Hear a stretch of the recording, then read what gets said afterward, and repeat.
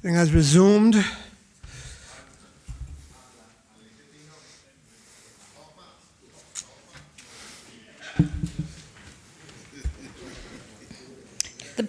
The Proceeds of Crime Amendment Bill 2018.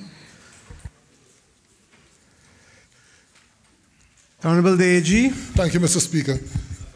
Mr. Speaker, I beg to move the second reading of a bill, the long title of which is a bill for a law to amend the Proceeds of Crime Law 2018 revision to provide that the Financial Reporting Authority will not need to consult with the Anti-Money Laundering Steering Group to enter into certain agreements and agreements with any overseas financial intelligence unit, to provide that the Financial Reporting Authority does not require the consent of the Attorney General for the disclosure of information to the overseas financial intelligence unit, to increase the powers of the Anti-Money Laundering Steering Group, and for incidental and connected purposes.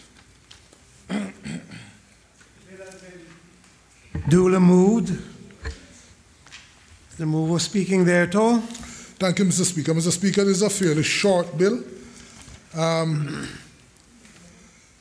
Mr. Speaker, as you would have heard me said numerous times in this chamber, the Cayman Islands is committed to, the Cayman Islands as a jurisdiction is committed to ensuring that its legislative and institutional framework for anti-money laundering and combating the financing of terrorism are in line with international standards.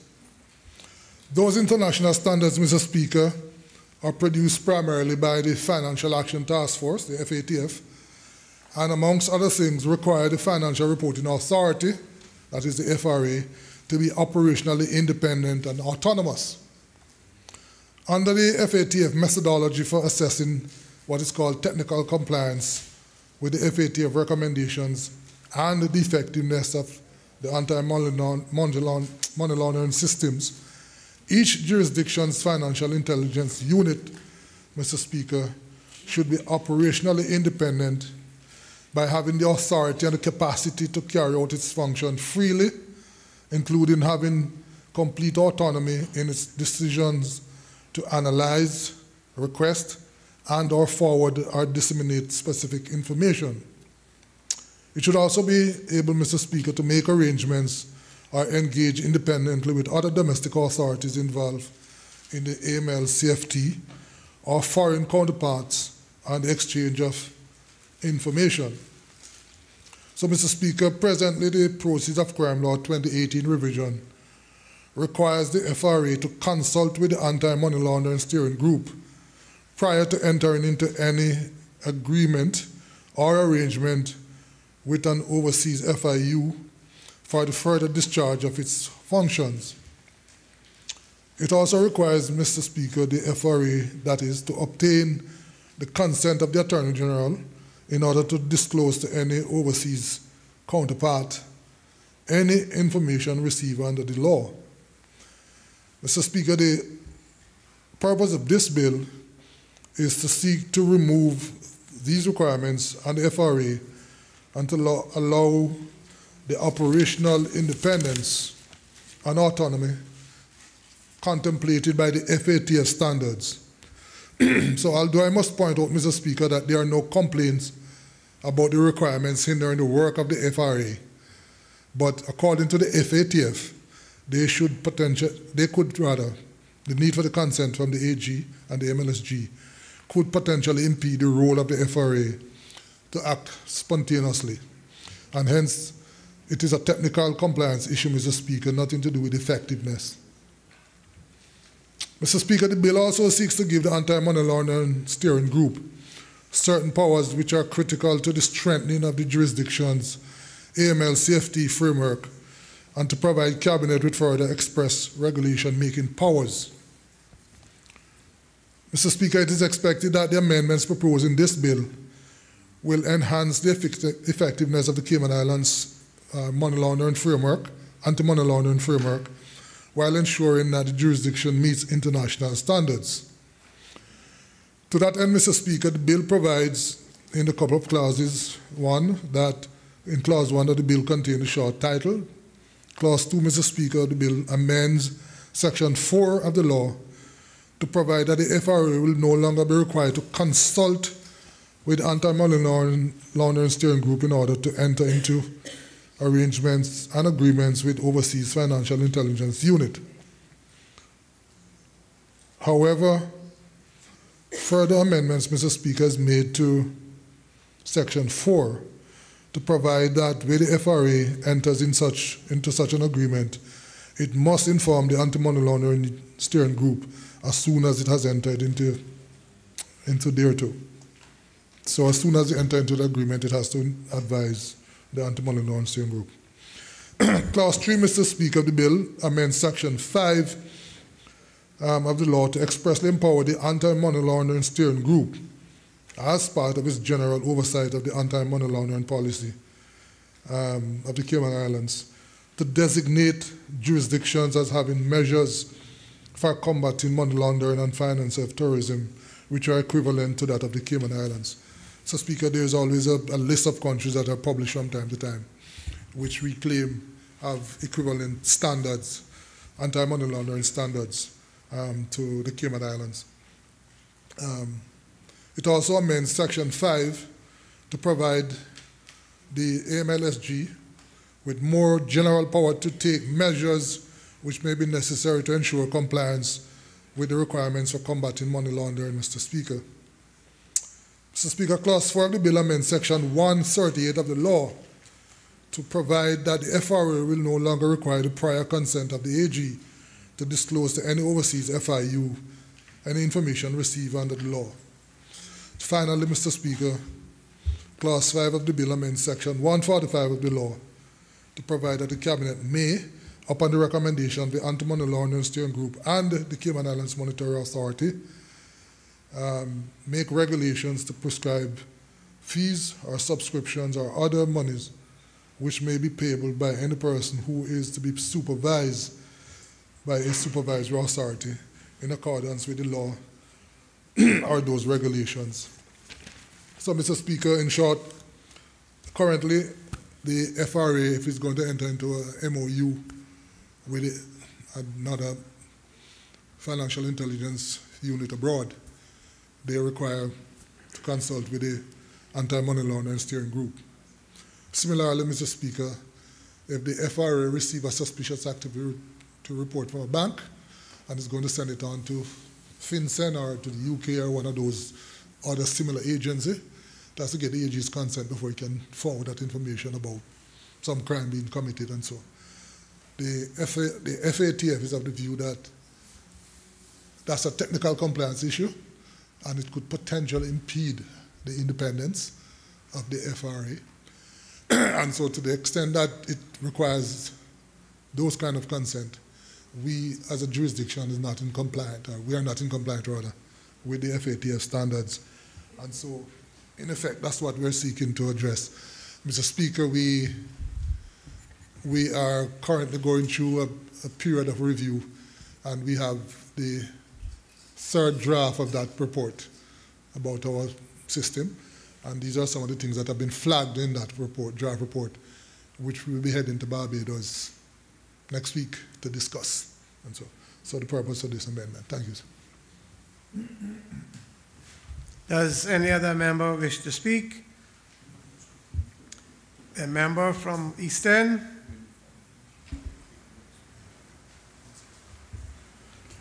Thank you, Mr. Speaker.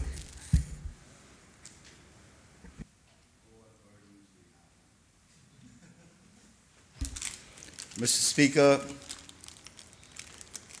what does it say? Oh, what tangled web we weave. And that's not directed at the, Don't go any further at the with the court. Attorney General. It is this FATF and OECD. Oh, okay.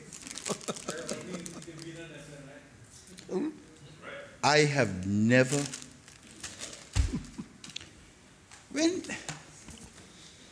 let me,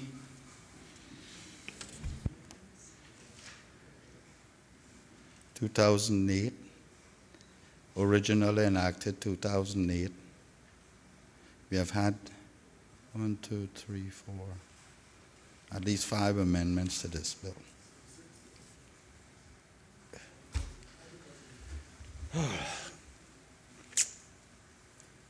Every time they can't score their goals, they need us to move the goalpost so that it can be right in front of them.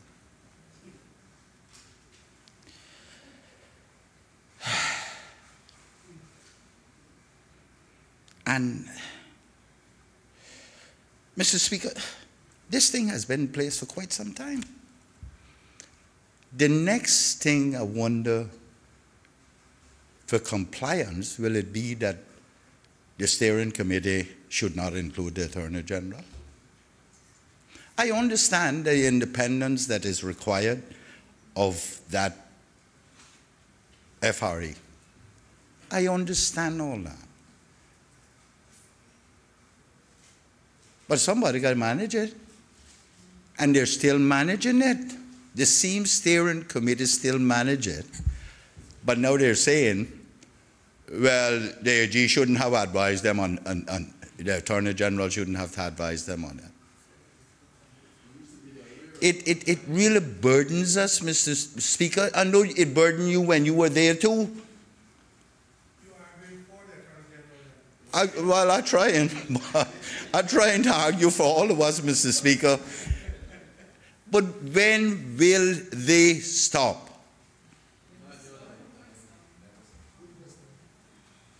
Maybe never. You know, Mr. Speaker, I never subscribe nor engage in my people, the ordinary person out there who knows less than me by me being in here on this FATF and OECD and stuff, and about our mother country trying to destroy us. I didn't subscribe to it. I didn't engage in it, so to speak. But more and more, we need to wonder why. Now the Attorney General going Barbados, they like kidnap him down and change another thing. You know,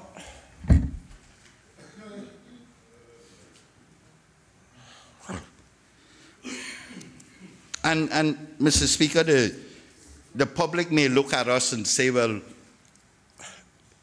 they put us here to fight.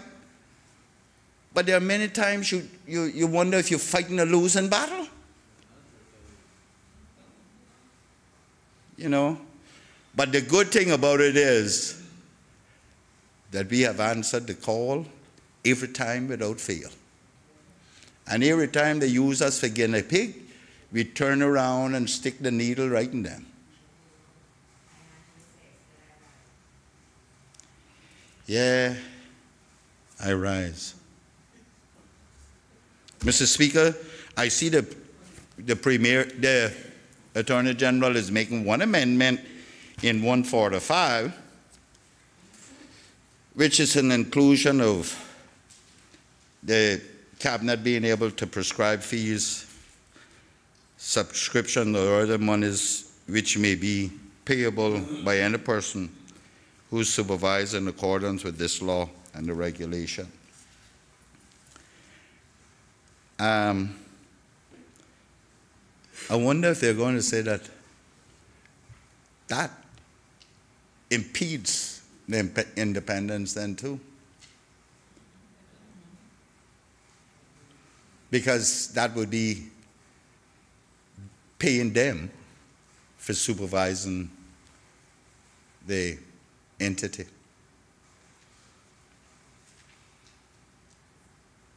I know it won't be long when we will be making amendments to this again, saying that the Attorney General needs to come off of that steering committee. I promise you. Seen it happen too many times in this FATF and OECD. I think their problem is that they are made up of the Big 8, Big 20, G8, G20, and they can't handle a country of 60,000 people. I don't know if they scrutinize this they scrutinize our bills here and they can find one word wrong so that they can take us on. You think they do now? Somebody does it. Maybe we need to do something like that now too. Because those are the culprits of less compliance in the world. The same ones who impose it upon us. Do as I say and not as I do. Or they'll send a plague upon us. Or might even be mosquitoes. Mr. Speaker, I hope this works, but the Attorney General seems fairly confident that this will comply with their yet one more demand. And he travels next week, so I guess if we're still in session by then, we'll have to change it again. Mr. Speaker, I hope not, but that is what I believe will happen. And I just ask if he could explain the amendment, the insertion in 145 about those fees, because how that is going to affect the independence of the FRA.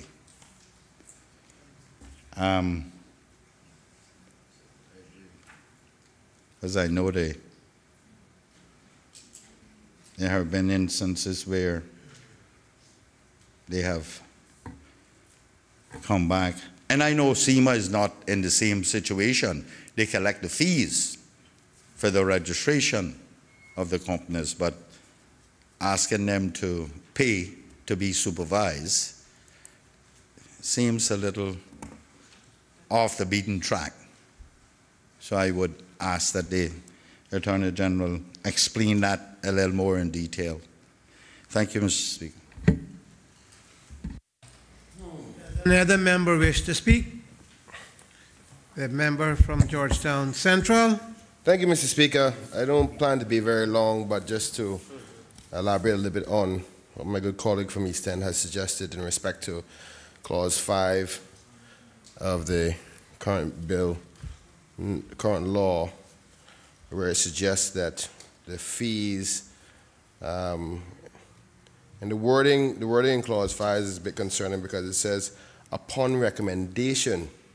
Is that suggesting, and hopefully the AG can clarify, quite similar to what the member from Eastern has suggested, does that mean that the Cabinet cannot raise fees, increase them, decrease them, or make any amendments to the fees without the recommendations of these groups?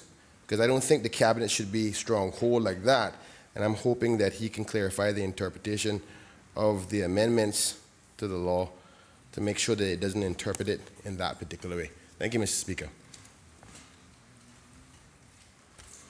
Does any other member wish to speak? Does any other member wish to speak?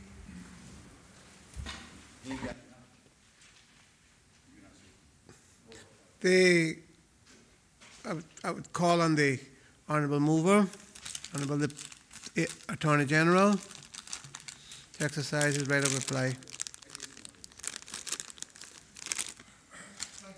Speaker,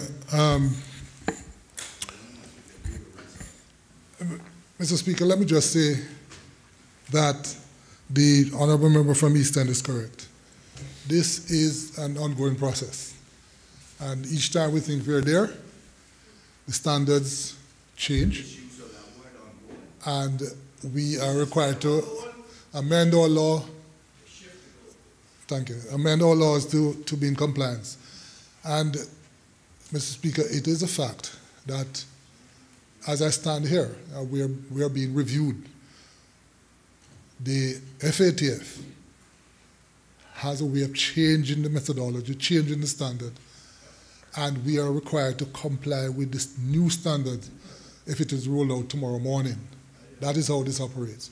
So even though we are being reviewed under the recommendations that were done in 2012, the new 40 recommendations, countries that are being reviewed under the FATF standards, in the middle of the review, they will send a document to say that the standards have changed, or the methodology.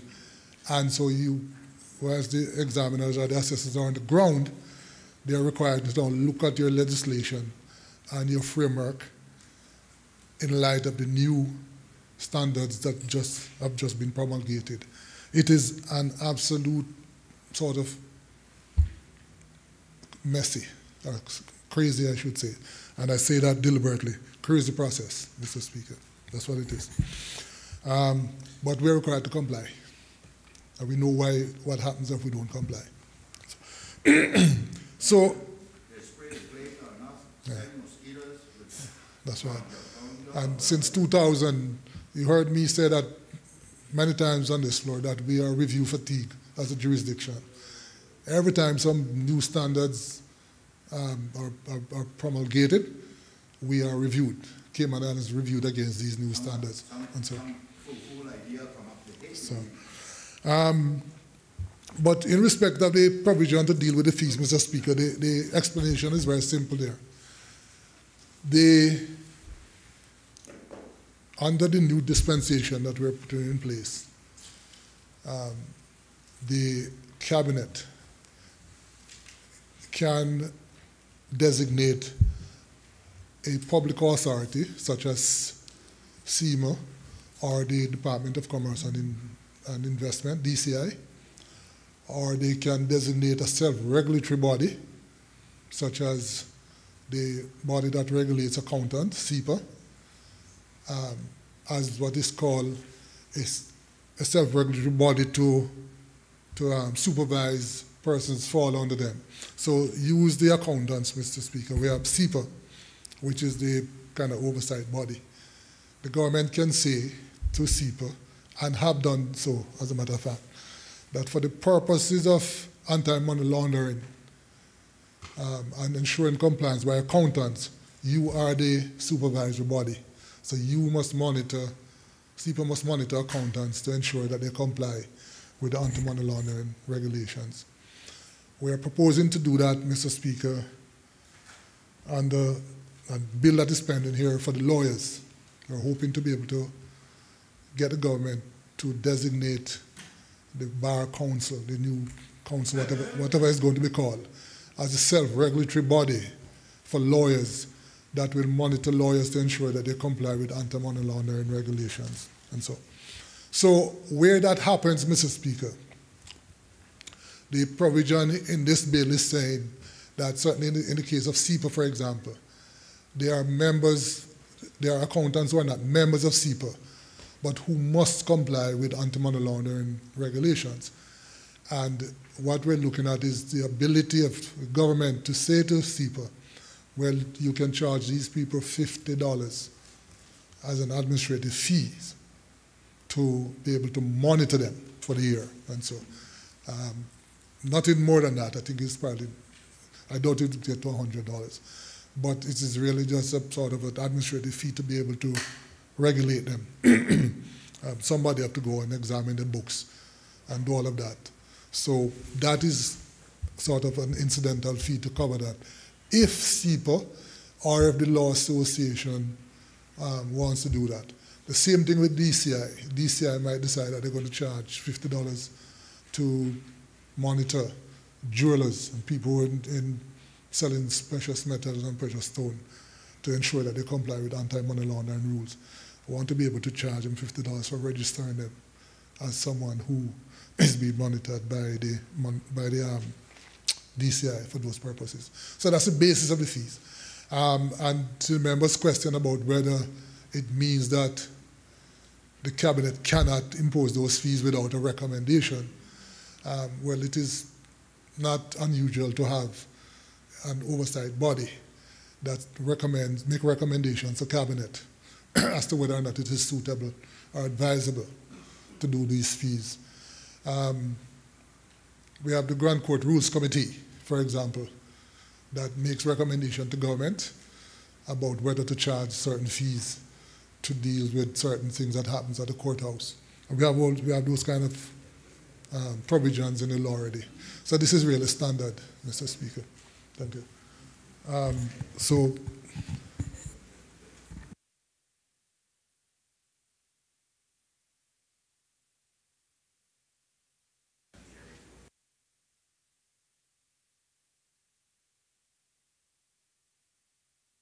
It is really a recommendation.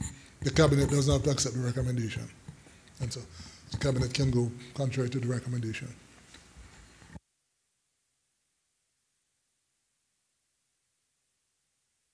The question is that a bill entitled The Proceeds of Crime Amendment Bill 2018 be given a second reading. All those in favor, please say aye. Those against? The ayes have it. The Proceeds of Crime Amendment Bill 2018 has been given a second reading. The Legal Associations Miscellaneous Amendment Bill 2018. Honorable AG.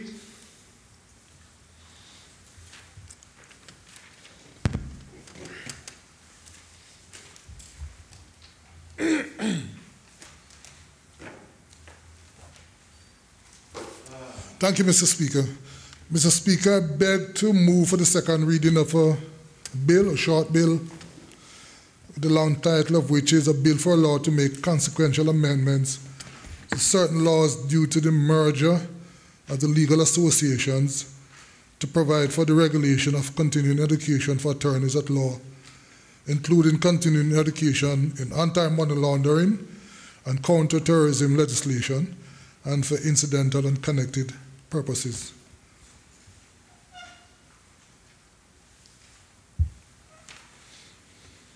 The bill has been duly moved. Honorable AG. Thank you, Mr. Speaker. Mr. Speaker, as I mentioned, or alluded to earlier, this is a very short bill and is aimed, Mr. Speaker, among other things, at providing a legal framework to further regulate certain aspects of the legal profession in these islands. Mr. Speaker, as you may have seen in the press by way of a release on or about the 24th of last month, the Cayman Islands Law Society and the Cayman Bar Association are completing a merger following approval by the memberships of both bodies, Mr. Speaker. This new entity, Mr. Speaker, will be styled the Cayman Islands Legal Practitioners Association, CILPA, and will assume the functions previously undertaken by the Cayman Islands Law Society and the Cayman Bar Association. As a result of this merger, Mr. Speaker, it has become necessary to recognize this new entity legislatively. Firstly, Mr. Speaker, the legal practitioners law and also the monetary authority law.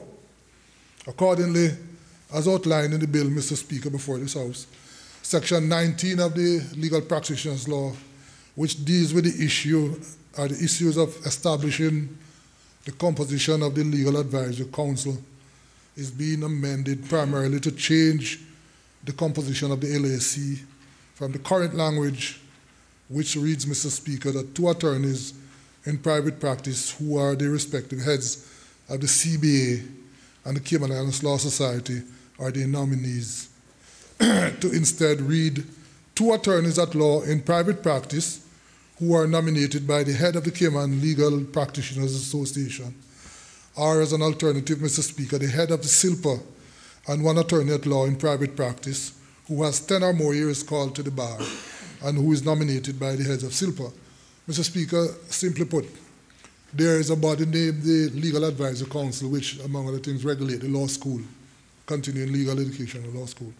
And that body is chaired by the Chief Justice and consisted of myself, the Attorney General, and the President of the Bar Association and the President of the Law Society. Because of this merger, Mr. Speaker, we are seeking to remove references to the Cayman Islands Law, the President of the Cayman Islands Law Society and the President of the Cayman Islands Bar Association, and instead to now say 2 attorneys in private practice who are nominated by the new body, which is 2 attorneys nominated by the by Cayman Legal Practitioners Association. So it will no longer be the President of the Law Society and the President of the Bar Association. It will just simply say 2 attorneys from SILPA or the head of SILPA and one other attorney who has 10 years call and is nominated by SILPA. Mr. Speaker, there's a further amendment which would create a new section 20A, which is aimed at dealing with the matter of continuing education. In particular, Mr. Speaker, it will enable Cabinet, after consultation with the Council of SILPA, to make regulations for the provision of continuing legal education and practical training for lawyers.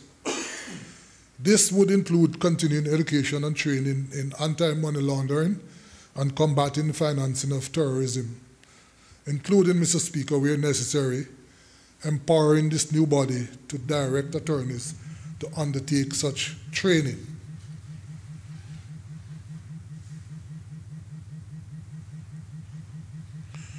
There would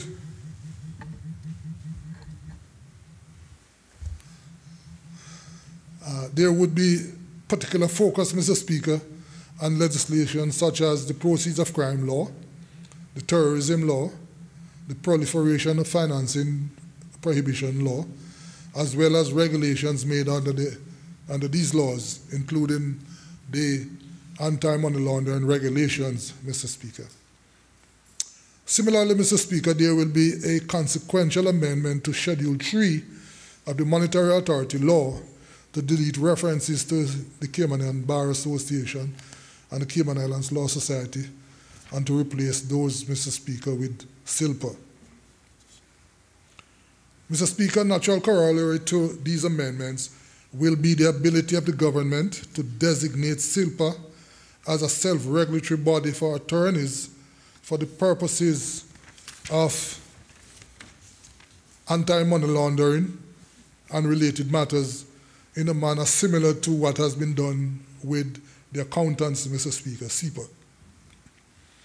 This is of particular importance, Mr. Speaker, because it has been repeatedly identified in the reviews of the Cayman Islands anti-money laundering framework that lawyers are not regulated for anti-money laundering purposes. The fact is, Mr. Speaker, some of the activities currently undertaken by some lawyers, like those involved in what we term relevant financial business, example, those dealing with mutual funds, are in fact regulated by CIMA to a certain extent. However, Mr. Speaker, there are other areas of practice by attorneys for which they are not regulated for anti-money laundering purposes.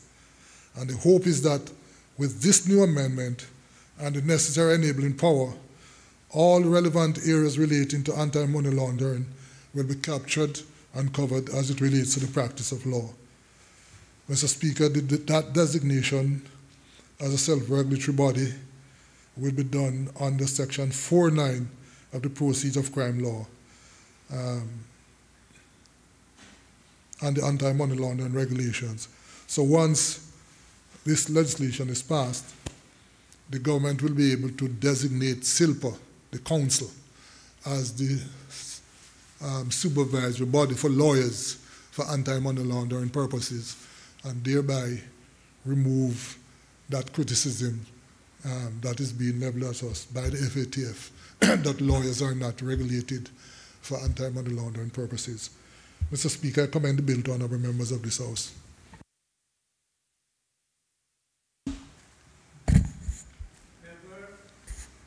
Ms. Ten. Thank you, Mr. Speaker. You know, you're not going to wait on me if I can speak. You know I'm going, when I got to speak, I get up.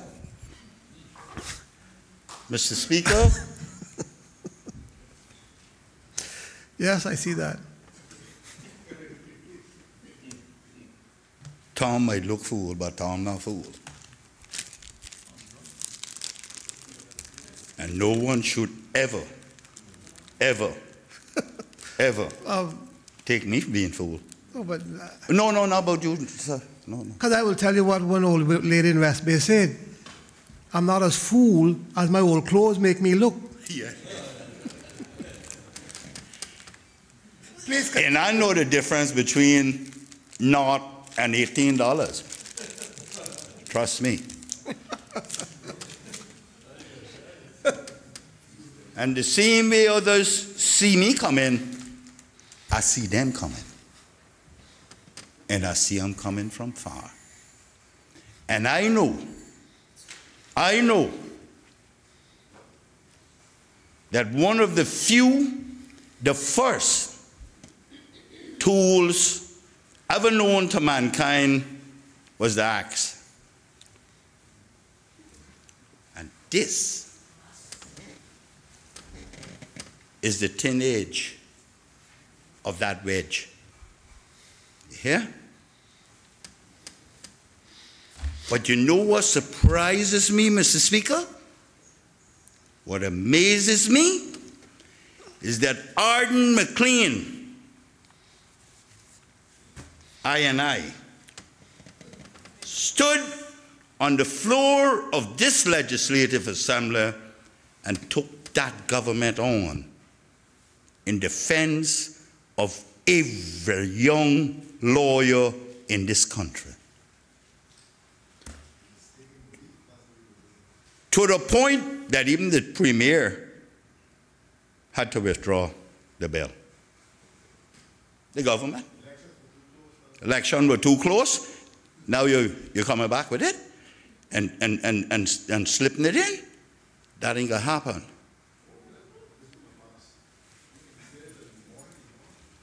Mr. Speaker,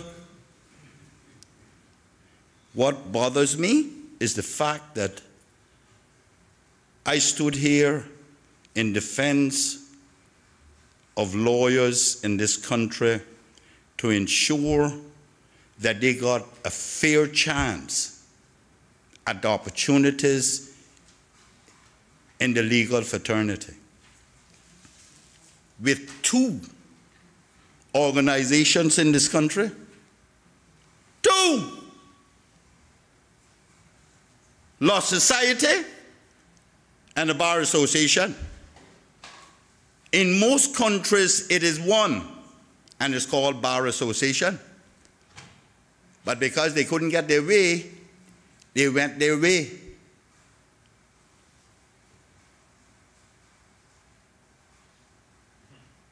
Then, they made sure that they went and used their influence to control both. Under one roof.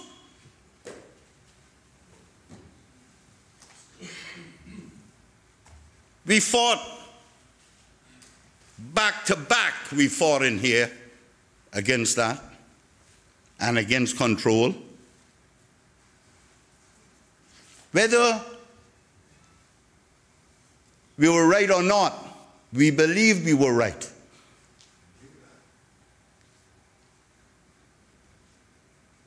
And it appears like we were successful too, but to get it stopped. And Caymanian young lawyers came out behind us.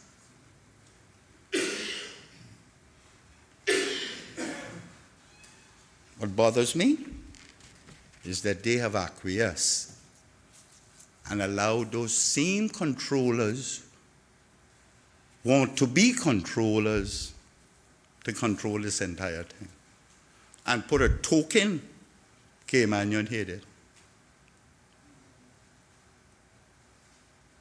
Mr. Speaker, and the government got to do what they want to do with this thing. But this is the back doorway of them getting in. Mr. Speaker, I just heard the Attorney General stand up here. You know, it's interesting. Then when the Legal Practitioners Bill came, the Attorney General ran hide. And made it a political matter where the politician had to bring it in. Not hide in the sense of, yeah, hide in plain view without saying anything. And his legal interpretation was that a minister was responsible for it. All of a sudden now, it is back on the board. But maybe that is because of my little song. I can see clearly now the rain is gone. Maybe that's what it is. Well, Mr. Speaker, might I remind this government that there are many politicians whose political career has been determined upon this legal practitioners bill. Them that wouldn't listen, yeah, win. And others as well. And may I say, I wish them and this one good luck. Because the day of reckoning will come again. I promise you, Mr. Speaker, it will.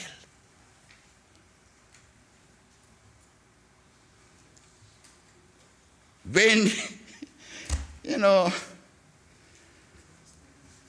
the Attorney General is saying that this bill, once approved, will allow the government the flexibility of appointing.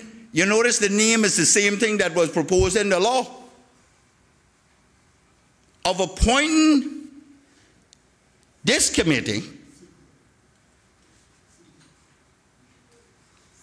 to association, council, whatever, to be the regulatory body for anti-money laundering. Therein lies the thin edge of the wedge. That's it.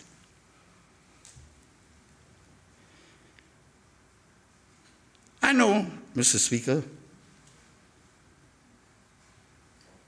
there are those who would rather not see me here. But I got news to them, though. They got 2.5 years put up with me. And then they got even much more, because I could be around a long time.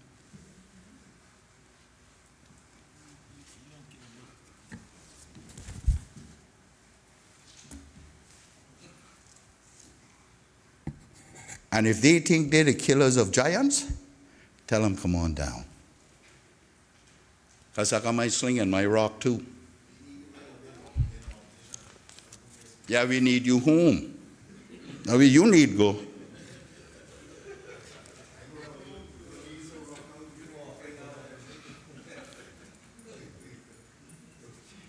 I pray or renege that you go, and you pray or renege that you can stay. I hear you, Mr. Premier. But prayer won't help you. Prayer helps, but it works the other way too, for me. Mr. Speaker, a little of it is all right now and again. Mr. Speaker, I am. Leave your reckoning for another time and get. Yeah, Mr. Speaker, and I'm going to say, I will not. It's not a matter of the lawyers being a part of the regulatory body. I am going to vote no, based on what they have done to this industry. And I'm going to be man enough to vote no.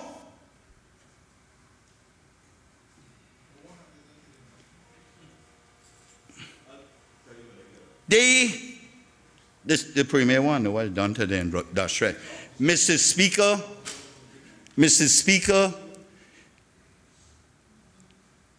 it is easier for me to explain what they didn't do. They didn't do much help it. They did a lot help themselves. And not a lot to promote Caymanians. But you see what they do? Every time they're getting ready to throw us one of these curveballs, they promote one or two Caymanians as equity partners. And we sit down with our mouths wide open catching flies. Mr. Speaker, they have now merged these two organizations under one umbrella. Mind you, Mr. Speaker, I should say that they were one and the same long before that. Who are referencing to as they? Those who are hell-bent on controlling the legal profession and industry. They all voted to merge. We know how those mergers work, Mr. Speaker. We know how those votes work at those associations when the big firms tell their employees, you're signed up here, you're signed up there, this is where you must vote. Mr. Speaker, all that glitters is not gold in this one. But we are not, Mr. Speaker, I see this as the opportunity I look at another platform, I got one them. I got one them. The people of this country, despite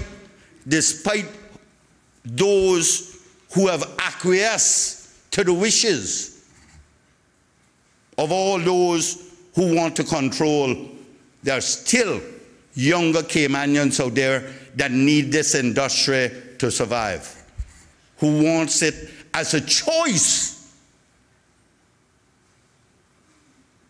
Despite all those who have no vested interest in it any longer.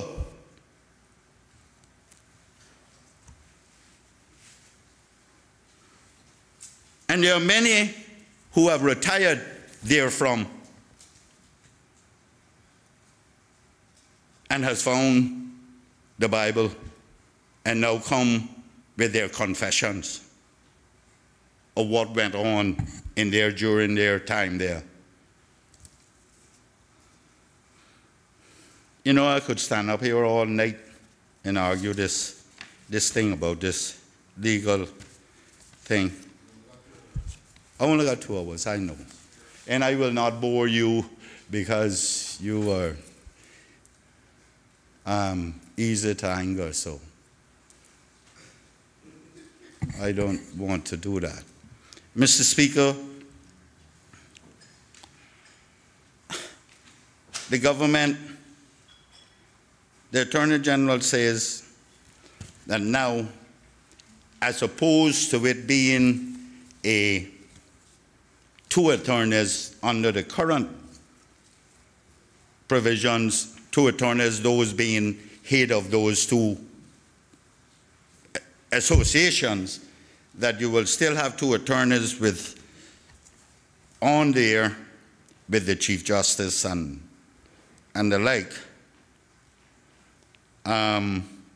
But 2 attorneys whose 10 or more years of call to the bar and who are nominated by the head of the Cayman Islands Legal Practitioners Association. You know, it's funny, you get the same name now coming up. Cayman Islands Legal Practitioners Association. How convenient, eh? How convenient.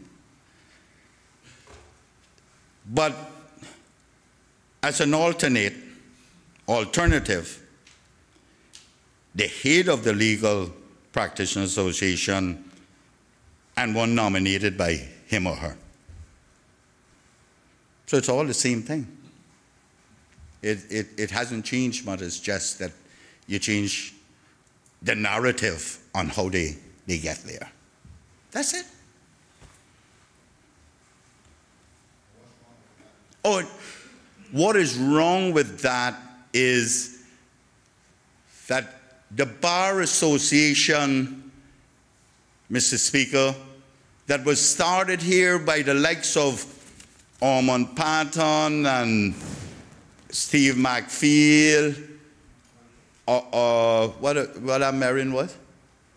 Orrin Marion, and advocated strongly, joined by the Premier,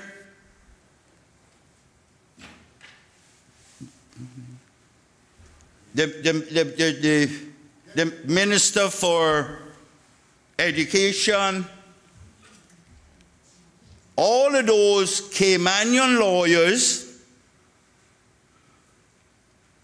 who had something to be proud of. What is wrong with this is those who John come lately hijacked it and took something away from the Premier and the Minister for Education and the likes. And the Speaker helped with the organization and all that with Mr. Ormond and Steve McField. Hijacked it, and there is nothing left for my grandchildren and their grandchildren who would want to go into law and have the same thing to be proud of. They hijacked it by virtue of intimidation,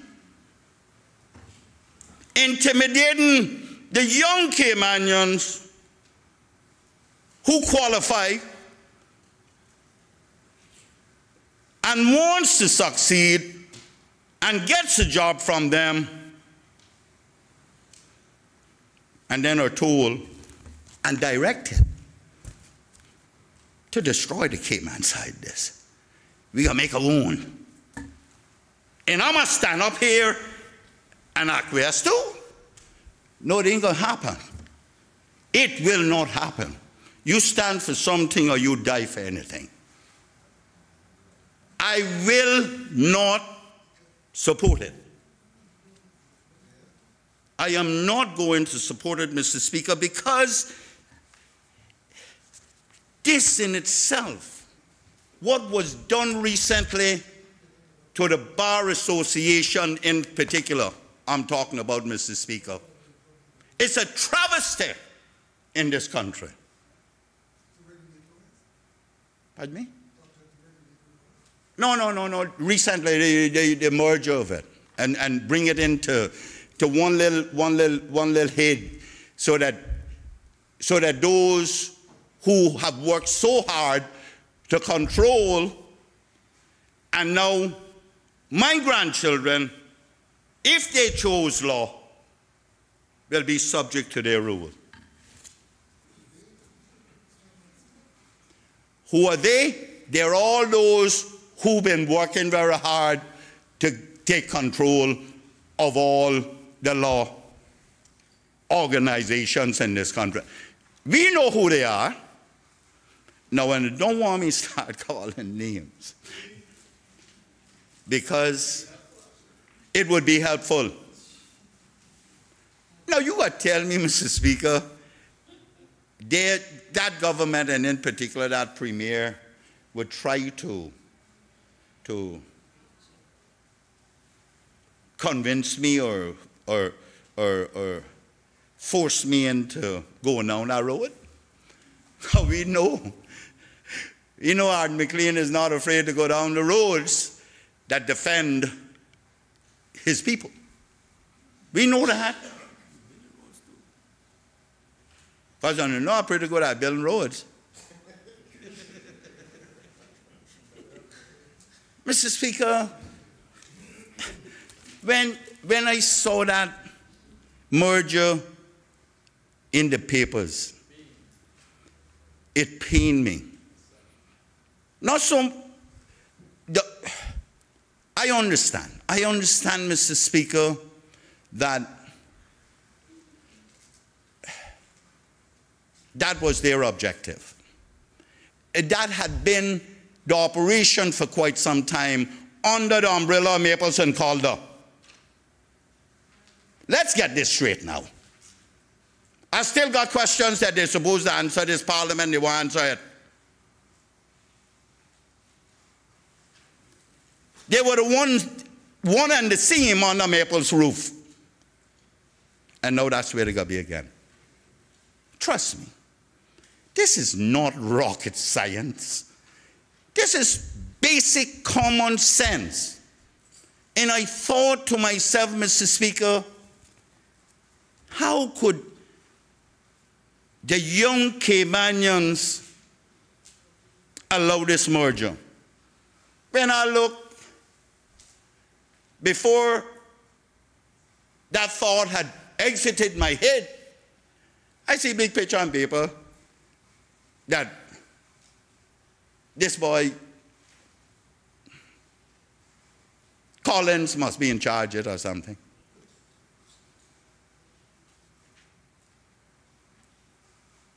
To do the transition period. Interim president or something. That's another shock of surprisation.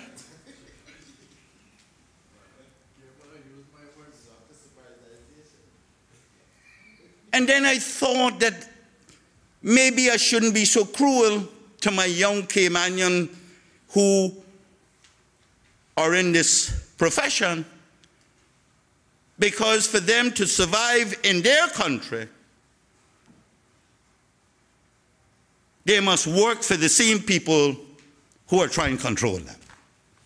And they have to do as they are told, or they're going on the street. And they ain't got to be no use to themselves, much less to the country then. It's a sad state of affairs in the Cayman Islands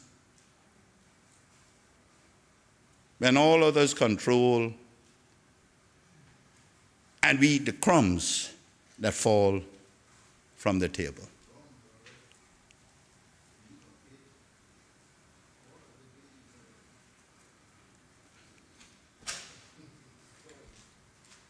Mr. Speaker, I can't say that there aren't a few of us lawyers and accountants that didn't succeed. And I can't say that their success was a result of acquiescing to the wishes and the fancies of everyone else. But I can say, in most instances, they were in the right place at the right time. And, Mr. Speaker, those right places and those right times are no longer available for my and your grandchildren. They will never come riding by again. And it's Burliting Wassera, now that they merged. Mr. Speaker, this is a serious matter. And sometimes we may look at it and, you know, sometimes I can come up with these little things and they may seem like joke, but Mr. Speaker, sometimes we really need to look at these things. When is the government going to bring the legal practitioners bill so that we can have dialogue throughout the country to see how we are going to bring this legal profession back in line with the opportunities for Caymanians? When? I don't know.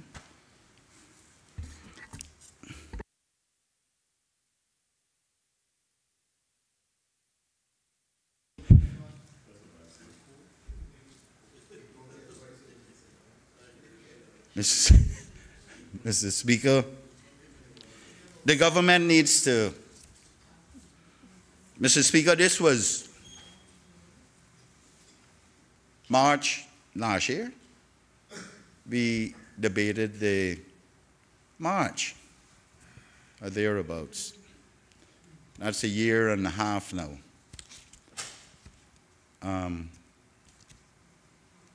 And I understand the controversy that surrounded that. I understand the emotions and the sensitivities that were attached to that.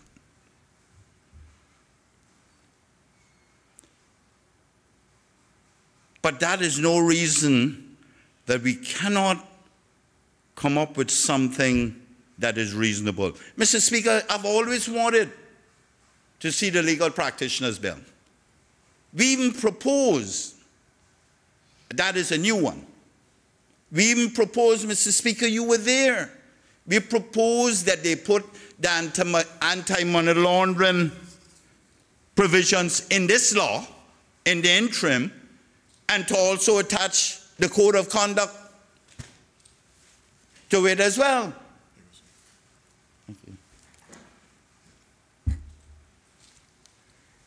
But no, they thought it was better to do what my uncle used to tell me when I was young. Plan your work and work your plan. And they did it quite successfully.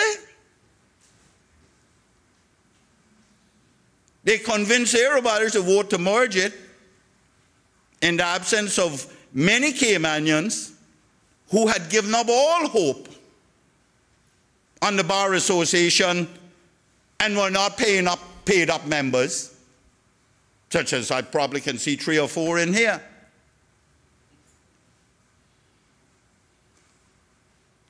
And they did what they wanted.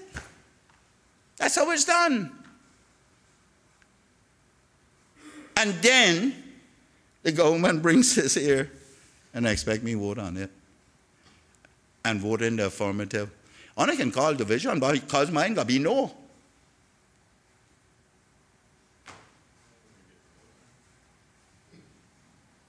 What are you saying now? You're not going to get vote on it. We need vote on you. Must be. Mr. Speaker, the government needs to tell this country when they're going to bring the legal practitioners law.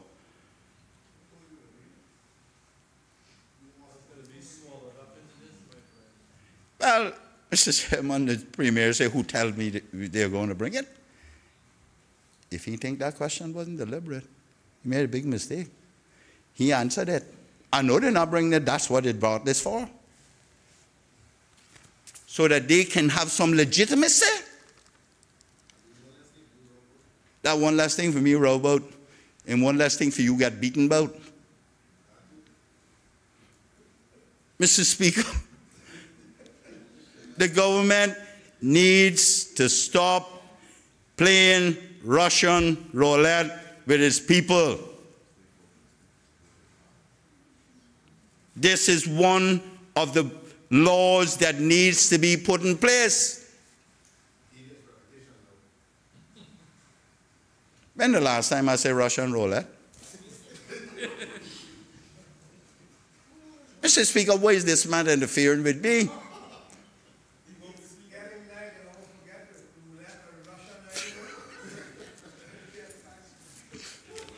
Anyway, Mr. Speaker, the Premier can't leave me alone. He's constantly harassing me.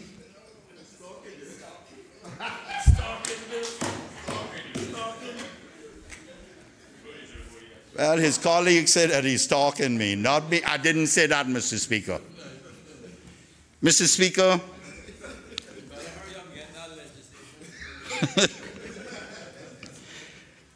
Mr. Speaker, I must say, though, that, you know, my fear is that this is the thin edge of the wedge, that they will have, it will be more like the FATF, a little more and a little more, and another amendment, and we will never get to fully repeal this law and have a new one that represents the modern times. Mr. Speaker, I recently received one from a proposal on the legal practitioners bill, and I know everybody got it, from Ian Paget Brown. Of course, everybody, most people probably just dismissed it and tore it up or something. I would encourage people to read it, because it is for a draft discussion document. It is, and yeah, I know, Mr. Speaker, maybe you and I are more experienced than many of, and the Premier and stuff, and it is a tedious thing to go through all that. I know that, you know, but it took me quite a while to, but I've had the pleasure of going through it and making notes on it and my opinions on it, which I will put in writing, finish putting in writing shortly. But, Mr. Speaker, we need to do better than this. When you, and I know, Mr. Speaker, you think I don't know? I get it. You know, the ways of communication and days of earlier, days of old, whichever way you want to call it, was by the drum. And you put your ear to the ground and you listen for the beat. I heard the drum beat. And they have been making their rounds to find out whether we were going to oppose this and on what basis we were going to oppose it. They call some friends, but what they think is that who their friends are not my friends. What a mistake. What a mistake. Not everybody's going to cry wolf. You know that, Mr. Speaker. Okay? I heard the drum beat and soliciting others to approach me. Good one. Very good one. Mr. Speaker, if this is what they wanted to hear, that I am not supporting it, that I am not doing. On principle, I'm not doing it. Because every member of this parliament should feel disappointed about that merger, Mr. Speaker. Every member, every living member of this country should feel disappointed about it. But you know what? After the trumpet blowing is gone and the ardent debate is gone, then they quietly slip it in and the government accept it. Think I'm making it any easier for you? Mr. Speaker, my colleagues are going to discuss it. There's more I could say. You know, you could stand up here all day on this legal practitioner's bill, but not afraid, but I know that that Premier is going to call me for repeating myself or something if I say one word out the way.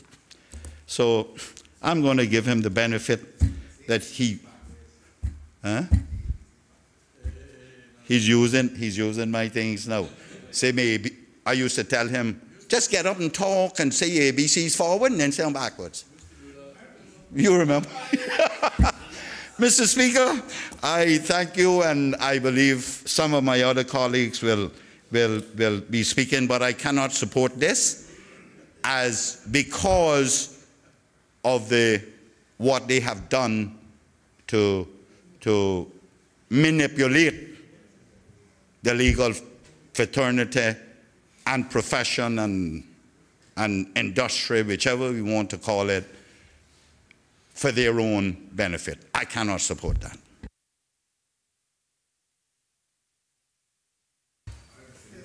The member from Newlands.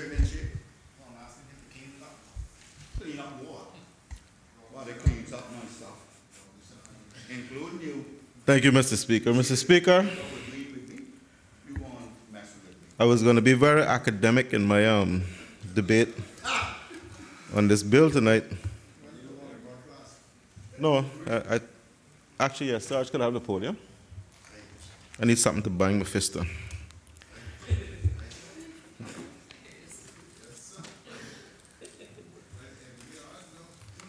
I'm not emulating anybody.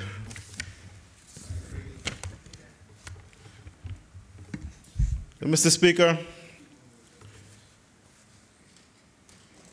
as I listened to my colleague from East End,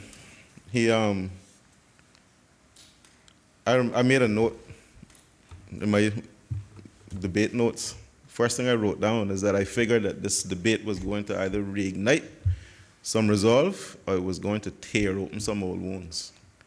And I think it's done both, because as I listened to my colleague from East End,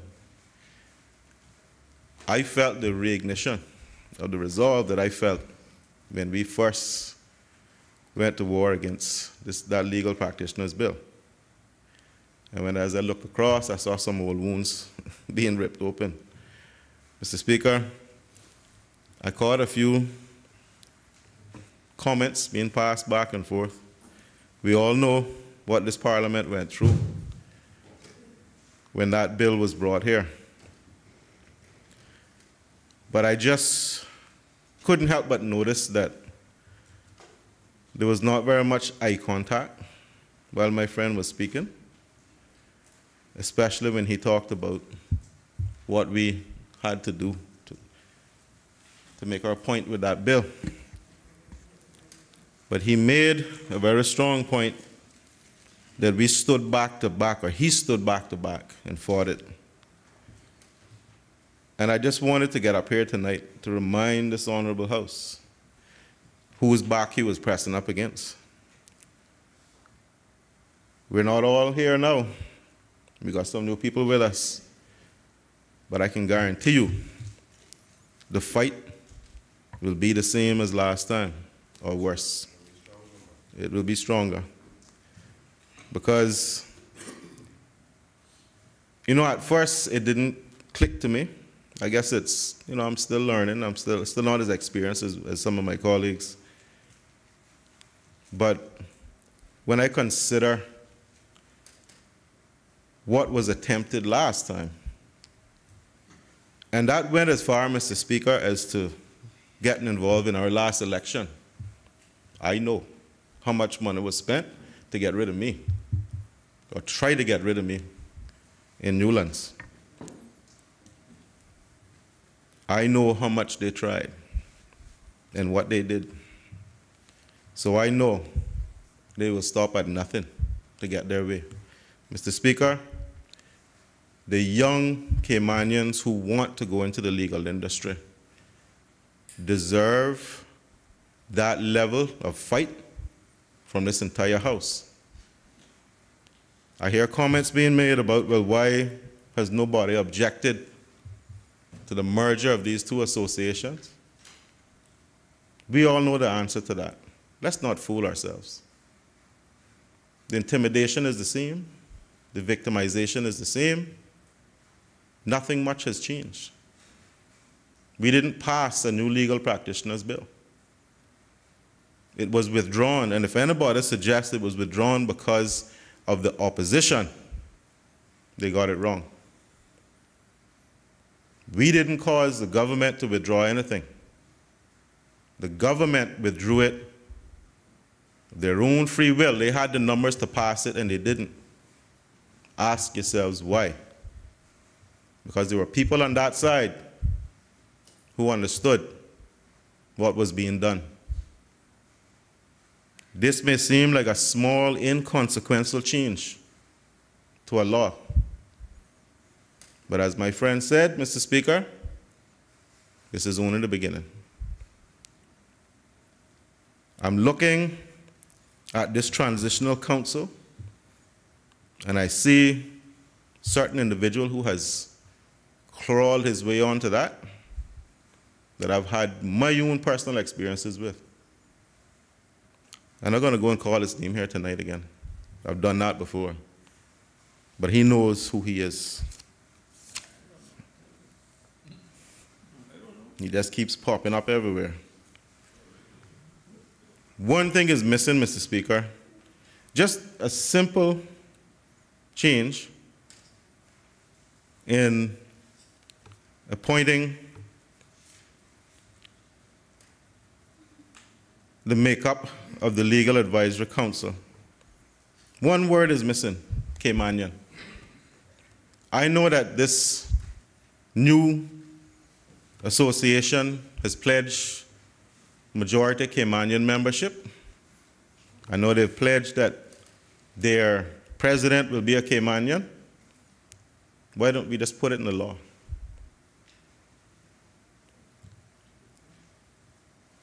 What's wrong with having the word Caymanian in the law? Mr. Speaker, people might say that I'm not very trusting, but I'm basing this on past experience. And when I saw that those two societies, the Law Society and the Caymanian Bar Association, had merged, when I saw that they had obliterated what was left of the Caymanian Bar Association, it confirmed to me what was said to me almost 2 years ago, that the control of those two associations had been completed a long time. That the Caymanians who were involved had no say. And this merely drives it home and makes the point. Mr. Speaker, I'm not here to beat up on the government, but I'm here to remind everybody, all those young Caymanians who are looking for a career in law, who have a career in law, who want to rise to the level that we have seen those who have come here and rise to, are depending on us to defend them and fight this battle for them. We all remember, Mr. Speaker, they wouldn't speak to us in public. They wouldn't speak out publicly. They would meet us in the shadows and tell us their stories. Let's not forget. And while I said this may seem like a simple change to the law, let's not take chances. Mr. Speaker, all the government has to do is to bring a new legal practitioners bill, but not one that was drafted by the same individuals who drafted the last one. Bring one that is fit for purpose and that is going to deliver to the young Caymanian lawyers what we all promised to give them. Mr. Speaker, we know that this country needs a new legal practitioners bill. Nobody's arguing against that. Nobody is fighting against that. All we want is fairness. All we want is opportunities for our people. All we want is to take back control of our legal industry. Mr. Speaker, I still have friends in these law firms. I'm not standing here making this up. All of that intimidation and discrimination we talked about before is still there. And it's not going away until the government takes control of the situation. The member from East End just talked about a new draft bill that has been offered up to us I know Mr. Paget Brown sat down and took notes of all the concerns that were raised on the floor of this honorable House and in the public. Put those concerns to paper, drafted a proposed bill that we could use that would address the majority of the things that we ended up fighting about in this legislature. Let's not look a gift horse in the mouth. There's no reason why we shouldn't be looking at that right now.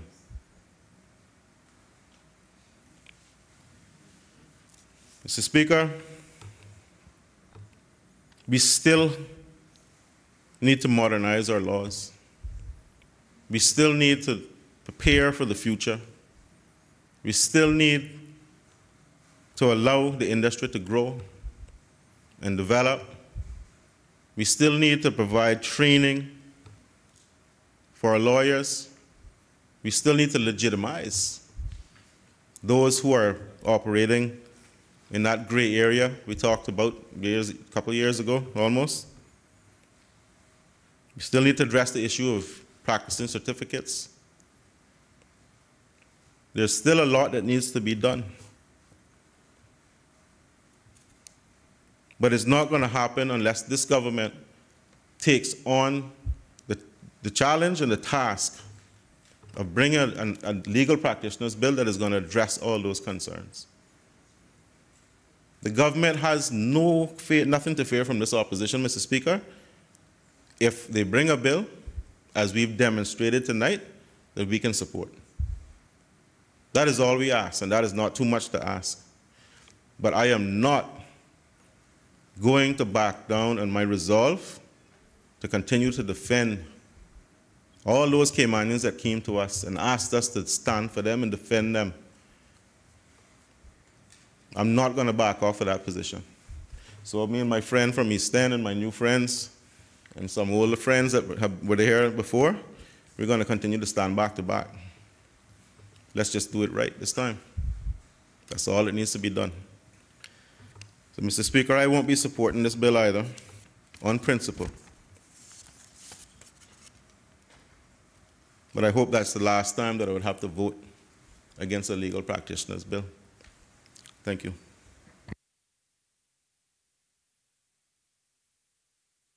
Does any other member wish to speak?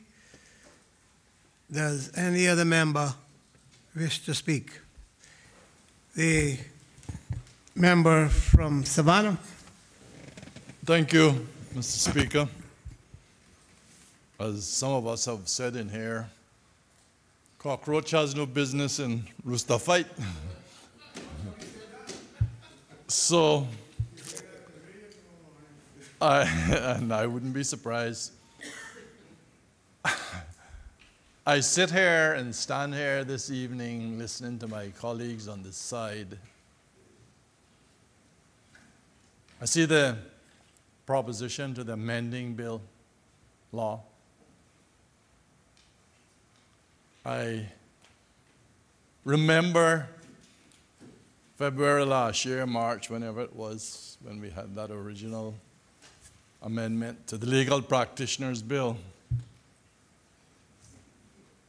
The emotions that went through every one of us here. The young Caymanians literally crying. And Mr. Speaker, I remember when you were leader of government business at that time in the building, trying to deal with that existing legal practitioners bill in somebody's office up there by Kirk Office Supply. Can't remember the name of the place right now. And now, last week or whenever it was, I see the indication in the paper that, lo and behold, the two organizations had come as one. How am I to defend someone for whatever reason that have decided that they're going to join hands in this. There's a lot of pain, a struggle, and I remember in here, day in and day out, hour in and hour out, going at each other's throat. And I remember I stood here and said, guys, it's time to stop the catwalling and decide to do something. We almost came together and had it resolved, and then lo and behold, the next morning, came down here and the bill was withdrawn. Mr. Speaker, what am I to do? Am I to defend people? Was there a vote taken? And I assume it must have been by the majority to join hands on this. I understand it's quite a good percentage. Of course, in this day and age,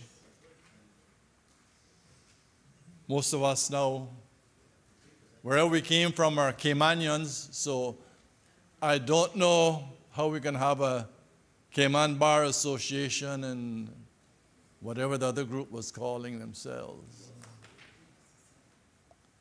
I just hope whatever it is to be, that the young Caymanians don't throw in the towel. And I hope and pray for these islands, Mr. Attorney General and Mr. Premier, that something will be put in place that will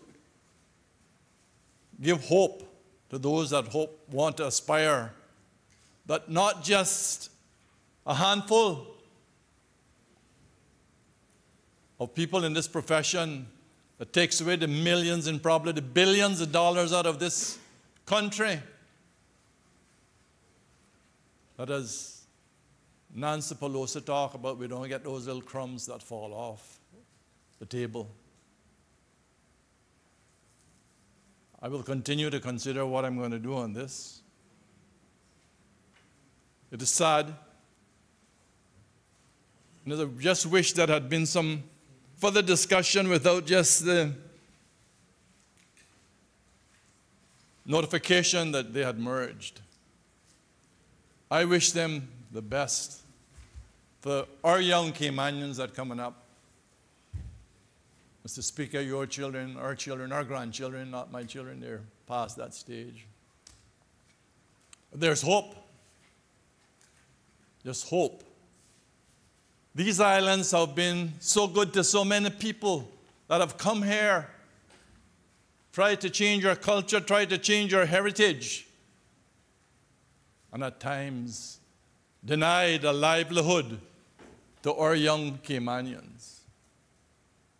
I just hope, with the help of God, that modus operandi will change as we go forward and these islands develop. We will certainly have to support our Minister of Tourism in his effort in promoting that way of making a living. May God bless us all. I will decide which way to vote on this. Does any other member wish to speak? Does any other member wish to speak? Honorable Attorney General? Oh, the Honorable Premier. Thank you, Mr. Speaker. Sorry, I was trying to find a date on there by Googling it, but I haven't found it. Mr. Speaker, I really didn't intend to address this, but given the renewal of the campaign by my good friend from East End and the member from Newlands, I do think I need to say a few things. Mr. Speaker, I was admitted to the Cayman Islands Bar in 1988, having served 5 years in articles as it was required in the old days. I became president of the Bar Association in 1998, and I resigned having recklessly been decided to stand for election in November of 2000.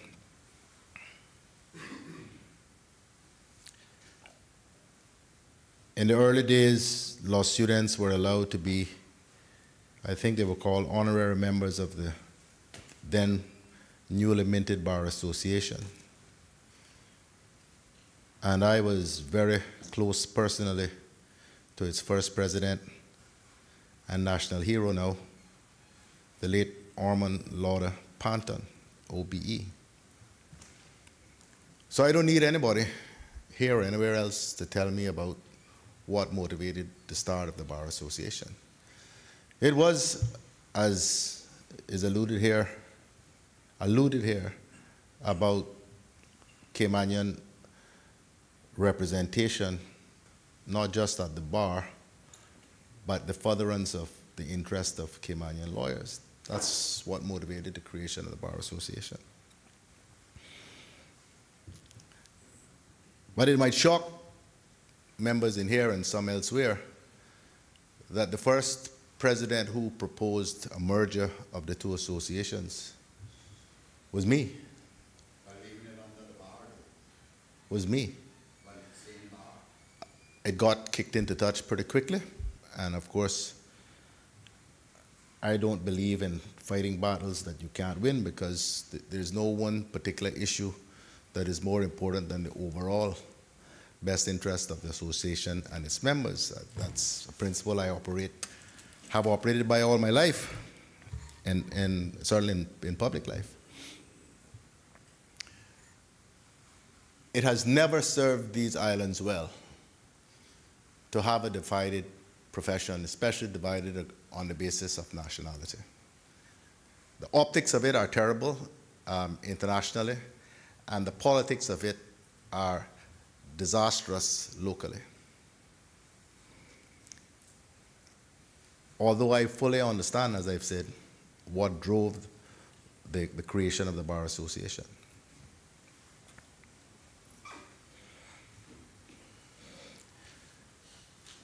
Mr. Speaker,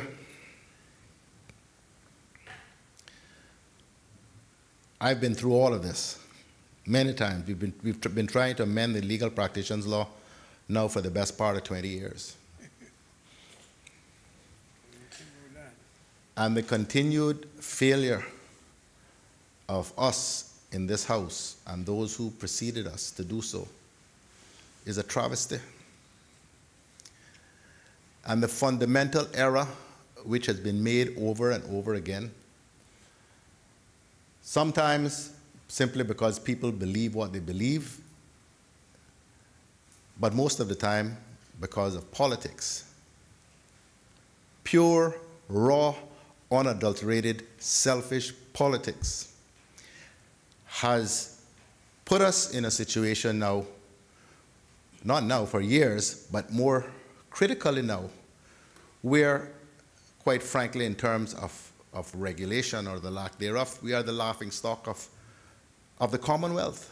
We are operating with a piece of legislation that was first passed in 1969 with a few cursory amendments here and there as it relates to regulation of the profession.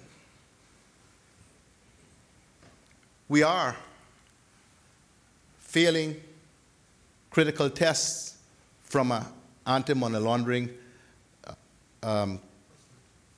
CMT perspective because we don't have a regulatory body that oversees the conduct of the profession as it relates to anti-money laundering and counter financing or terrorist financing provisions. While I have heard all the rhetoric about the law needs to include protectionist provisions to ensure that the young Caymanian lawyer in particular, but Caymanian lawyers more generally, have greater opportunities for upward advancement and so forth, education, all that. While I hear the deputy leader of the opposition now now, at least for once, recognizing the serious issues that we are facing, because we have hundreds now of lawyers overseas practicing or purporting to practice Cayman Islands law, some now not even attached to firms that have any connection to the jurisdiction. The question I've asked over and over and over, for which there is no answer, coming from the opposition, the one that went before, or this one, because this is really the first time we've entered into this area since the recent elections, is this. Let us assuming that all of the charges laid against the big law firms are true as they relate to the discrimination, lack of opportunities for advancement, etc., of Caymanian lawyers. Assuming all of that is true,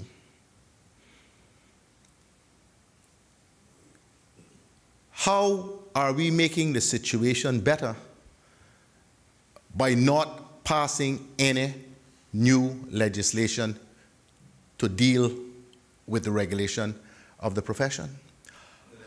How, I've heard over and over again, not just now, but over the course of the last few years, particularly from the member from East End and the deputy leader of the opposition, and some who were here and now are gone, that somehow the legislation that we proposed was going to make life so terrible for young Caymanian lawyers, destroy their opportunities, was one of the catchphrases of the member from East End. Because we're going to let all of these foreigners practice all over the world, because the legislation would have the impact of causing them to be admitted to the Cayman bar and therefore subject to the jurisdiction. How are those situations now better? How are those situations now better? How are the fortunes of Caymanian lawyers any better? Because those members and others railed with big emotive speeches because we were 2 months away from the election. Had a wonderful platform. They're carrying the flag, protecting the interests of young Caymanian lawyers in particular. Let me tell you, Mr. Speaker, and everyone else, there is no one in this House that has any greater interest in protecting the interests of Caymanian lawyers than Alden McLaughlin.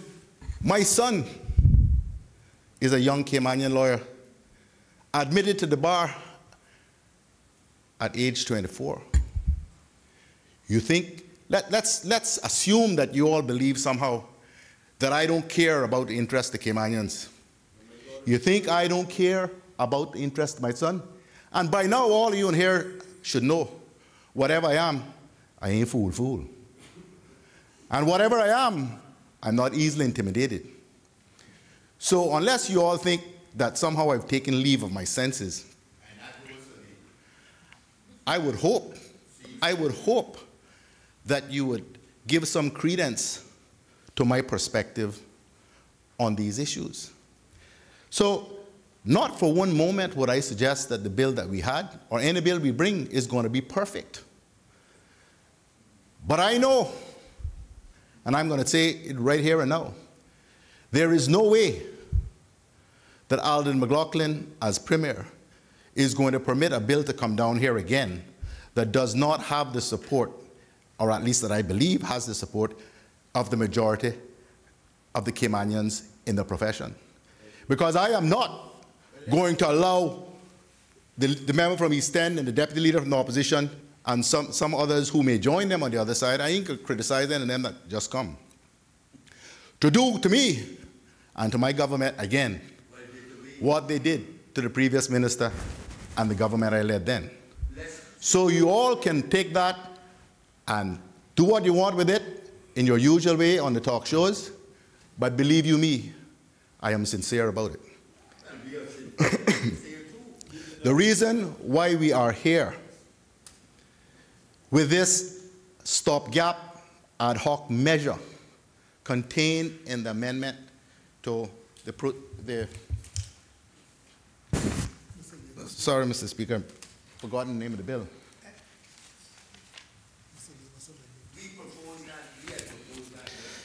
The Legal Associations Miscellaneous Amendment Bill 2018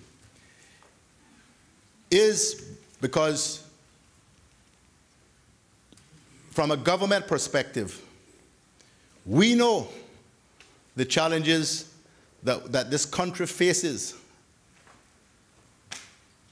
in terms of potential blacklisting for these kinds of failures and deficits in our anti-money laundering, counterfinance, CFT legislation. We are facing issues all around the administration of the financial services industry, international compliance with tax, and other regulatory matters, which never cease. I said I came into to this house in 2000.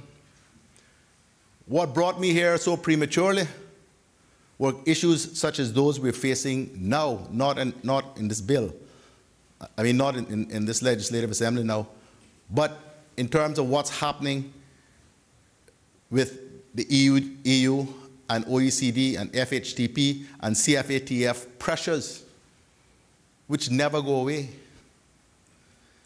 I was president of the Bar Association, and I got dragged, inveigled into standing because I was the principal spokesman for the profession at the time, and the view was that the government was failing to address these issues, and I got swept along with the tide, and here I am 18 years later, still.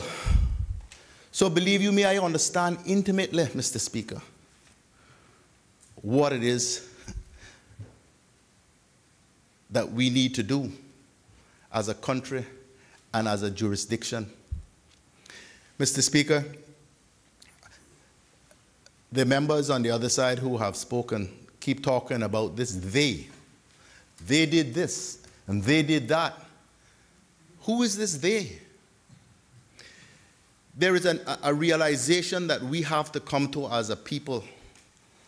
And I know I lived long in opposition and I've been in government. So believe you me, I understand what the opposition is doing. And I understand why they're doing it. And I don't even blame them because I did worse. Thank God he animated here. But Mr. Speaker, this protectionist argument, quite frankly, does not the country and our people any good in the long term. Singing from Bible sheet now. Mr. Speaker, Find God. we have over time and through, generally speaking, due process, conferred Caymanian status on many, many people, and many of them happen to be lawyers. There are over 800 lawyers admitted to the Cayman Bar now. If I say that I was the 63rd or 64th lawyer admitted to the Cayman Bar, everybody would look at me and say, he can't be that old. But that's not so much a function of my age as it is how quickly all of this has happened. Right? So for us to believe and to live in the world that the member from East End and the deputy leader of the opposition likes to believe that we are in. I said the deputy leader.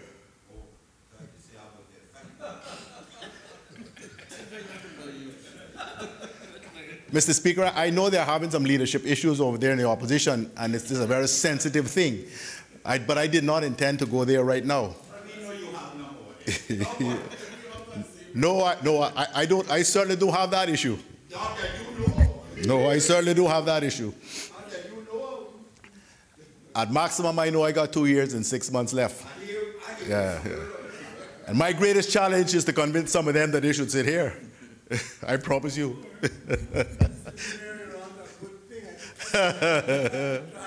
The thing is, Mr. Speaker, those who sit closest to me know full well the pressures of the office. Those who sit over there, I know I've been over there too. It's different. It's different. It's different. But back, Mr. Speaker, to this critically important bill. Mr. Speaker,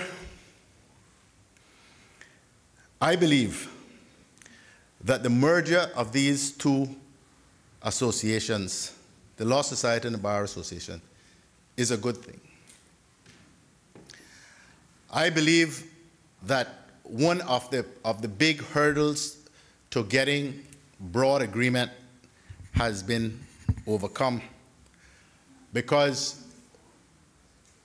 from my understanding, the entire council, bar none, of SILPA, the Cayman Islands Law Practitioners Association, has to be Caymanian. Everyone.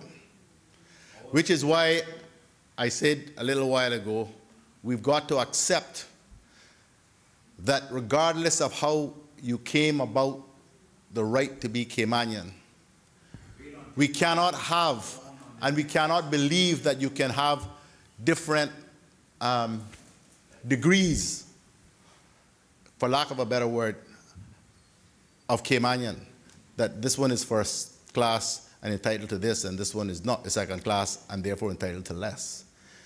Mr. Speaker, Mr. Speaker, I know how our people feel, believe you me. 7 generations of my family on my father's side have trod these, trod this land. Trod this land. And my mother was a Borden, so I don't know how long. They were the first ones that came, but I don't know. I can't trace them back far enough. So believe you me, I understand how our people feel. But I am saying, Mr. Speaker, that for the purposes of administering the affairs of the country, we can't say that unless your mother or father came here 3 generations ago, you can't serve on the council. We got people in this house who are first generation Caymanians in the sense of being born here. So we go down a very rocky road, and one that is fraught with nothing but trouble if we start thinking about life like that. And I would caution the members on the other side who have spoken about putting out those kinds of ideas and suggestions about how we deal with something as important as this. Mr. Speaker, we have the abiding issue of the lawyers who are practicing Cayman Islands law overseas looming, particularly in Hong Kong. If this issue is not satisfactorily resolved in the early part of next year, there are serious risks to the Cayman firms that are doing business over there. Hong Kong, Asia generally, is a major growth area. We are, whose fault it is? It's the fault of the opposition who stopped the last bill. You asked the question, I give you my perspective. Mr. Speaker, the government the government has articulated its policy about exploiting the opportunities which we believe avail themselves in Asia. I have announced the creation of a new Ministry of International Trade, Investment, and some other names which I haven't settled yet, and the establishment of another government office in Hong Kong next year. Mr. Speaker,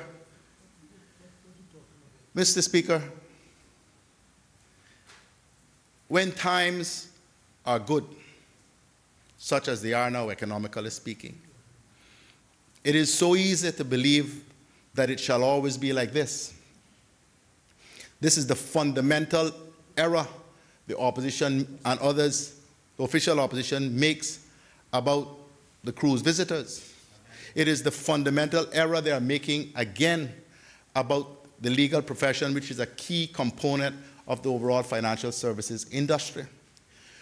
We cannot sit on our laurels. We cannot sit and expect to operate in 2018, 2019 almost, with a 1969 piece of legislation. It cannot work, Mr. Speaker. And as to the point about opportunities for Caymanian lawyers, obviously I'd shock the members on the other side who have spoken to tell them that my son Dagan and his colleagues, his contemporaries, regard their stance as an impediment to their opportunities for upward mobility. Their stance in opposition to a new and modern piece of legislation governing the legal profession. We have never objected to a new piece of legislation. Because, Mr. Speaker, the young generation of bright Caymanian lawyers believe that the sky is the limit, that their horizons stretch way out beyond them, and that they will get there based on merit, not based on the fact purely that they're Caymanian. And that we've got to stop promoting this idea that simply because you're Caymanian, you're entitled to everything. But you're the only one talking about that. Because, Mr. Speaker, I have heard the talk, and I know the views of most of the members on the other side, and I know how they feel about these things. And Mr. Speaker, ain't nobody in here more Caymanian than Alden McLaughlin. And there may be some in here who care about this country and its people as much as I do, but nobody anymore. Same here too. Understand that. So when they get up here and rail about the government who care about Caymanians and young Caymanians' opportunities, and Mr. Speaker, the Deputy Leader of the Opposition who now has said that many, many times, not in this debate just now, but he has been here for 5+ years. So I may suffer from poor eyesight, but not poor hearing. And my memory is better now than ever it was. So Mr. Speaker, I know, and if I was in any doubt, the member from the member from Bordentown West confirmed it to me earlier today, that the opposition is working hard at a new platform on which to launch some campaign. They have conceded that the port campaign has failed, despite them running up and down all over the country instead of doing their proper business, preparing for debates on every talk show, in all kinds of public meetings, and still they have failed. Still they have failed. In fact, Mr. Speaker, and it's only a rumor and I put it no higher, I understand that is at the root of the leadership challenge, because the campaign led by the leader of the opposition, who is now absent, has failed. But I won't go there. Not tonight, Mr. Speaker. Not tonight, Mr. Speaker. Not tonight. Not. Mr. Speaker, the member from East End is salvageable. I keep telling him that. We will have to pull another chair over here, but he can come. But he can come. But Mr. Speaker, the little levity is good at this hour. But Mr. Speaker, seriously. But Mr. Speaker, Mr. Speaker, seriously, the bill is addressing a very grave concern. We have to create a regulatory framework and body to oversee the legal profession with respect to anti-money laundering and counter-finance terrorism provisions. And the creation of this one body, the merger of these two associations, provides the opportunity to have a self-regulatory authority to deal with this. It will plug, Mr. Speaker, a huge gap in our framework, anti-money laundering CFT framework. And when the Attorney General spoke to me about it, I was, quite frankly, greatly relieved. We know we are facing very, very challenging times. We are, as this Attorney General mentioned, currently the subject of a review by the CFATF. He's going to Barbados over the weekend to deal with those issues. We are in the middle and grappling with grave issues with respect to the EU and their blacklisting process, which we expect that whatever list is published will be, I think, in February. We are facing parallel challenges from the OECD through their FHTP, which is the Forum on Harmful Tax Practices, again, around these issues about taxation. So, to not support this bill, which has the very narrow purpose of creating that framework, on the basis of all of these other concerns and the rhetoric around them, I think, Mr. Speaker, is a big mistake. Is a big mistake. But, Mr. Speaker, the opposition has that option because the opposition is not responsible for the government. It's not responsible for the government and the policy decisions that government has to deal with and the consequences if it goes wrong. In fact, they'll be the first ones up to criticize. That's how it works. So, Mr. Speaker, I always bear in mind what any member of this House has to say, because the fact that they were elected gives them the gravitas and what they say the gravitas and the importance to us. But, Mr. Speaker, I do not make the opposition make decisions for the government because the level of responsibility is very different. And not only can they walk away from it, they can change their mind anytime they want. But, Mr. Speaker, the government doesn't need the votes to pass the bill, but I need to again underline, for the benefit particularly of the Deputy Leader of the Opposition and the member from East End who have said they're not voting for the bill, that this does not involve all of the other emotive issues and concerns that they have had over many years. This is on the narrow point of creating a self-regulatory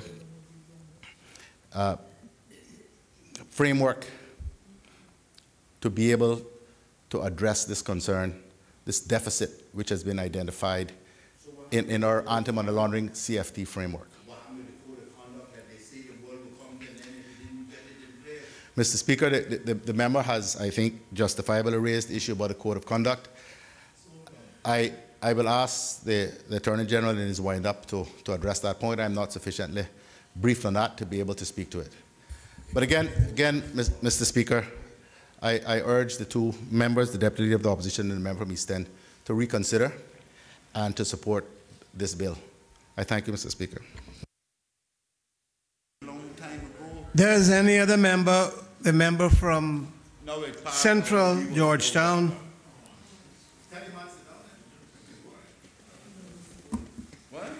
Now, after all of that been said,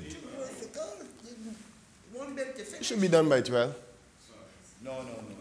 Mr. Speaker, as I wait for the podium or wait for the member to come back, I want to take the opportunity to speak on this bill.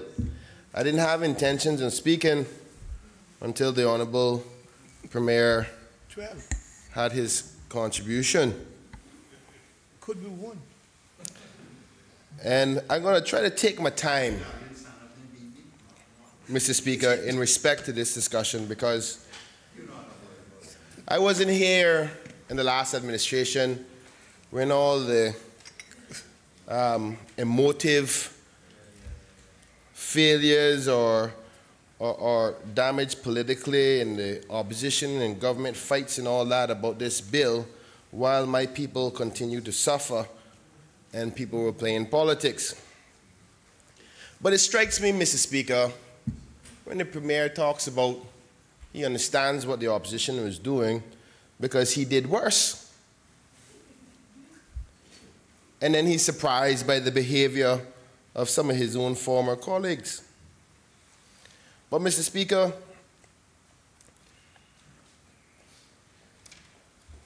the Premier also talked about the who,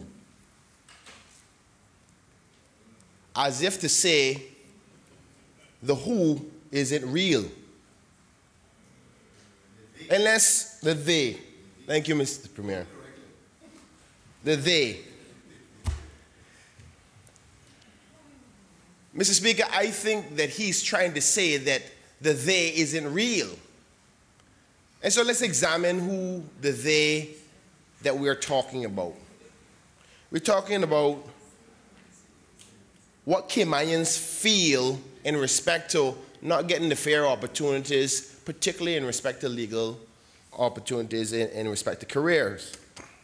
Now, just like politics, whether something is real or not, if it's perceived, it can turn into reality. And Mr. Speaker, I know the Premier is not going to tell many of those young Caymanians who are feeling that pressure today that the they that they are feeling is invincible and that they're gone crazy. Because Caymanians come and have been coming for years to this opposition. We have one of our senior members here from Savannah, the elected member for Savannah, who I know have known at least 2 to 2.5 generations of young Caymanians who've come up and spoken to their family members, spoken to them from when they came away from school after they got their degree, when they were called to the bar, and he has had much reflection with those persons, and he has represented in this house that people have said to him their concerns, so that they are real, Mr. Speaker. They ain't fake. Now, yes, politics is going to be a little bit in this, but I don't think we've had a more emotive topic. Even though I wasn't here, I was paying close attention to the discussions through the media. We haven't had more of a emotive topic in a long time in respect to giving Caymanians protections for opportunities, because the Premier also went in to talk about Caymanian entitlement. I don't think, Mr. Speaker, this has anything to do with Caymanian entitlement, but Caymanian protection.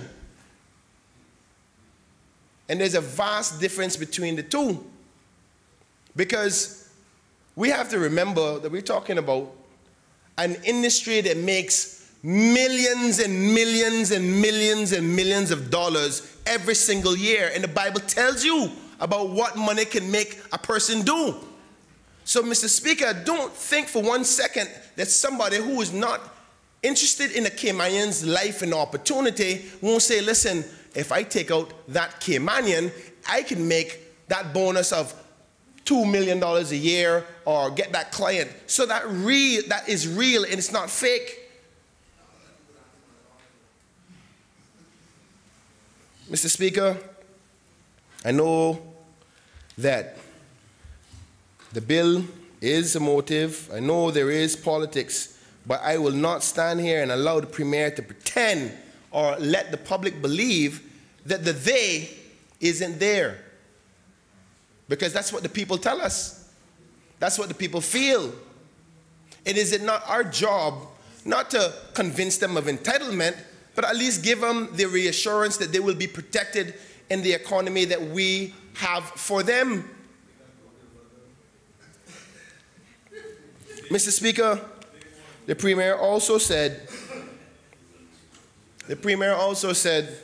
that he will not bring another bill to this honorable House without knowing it will have support.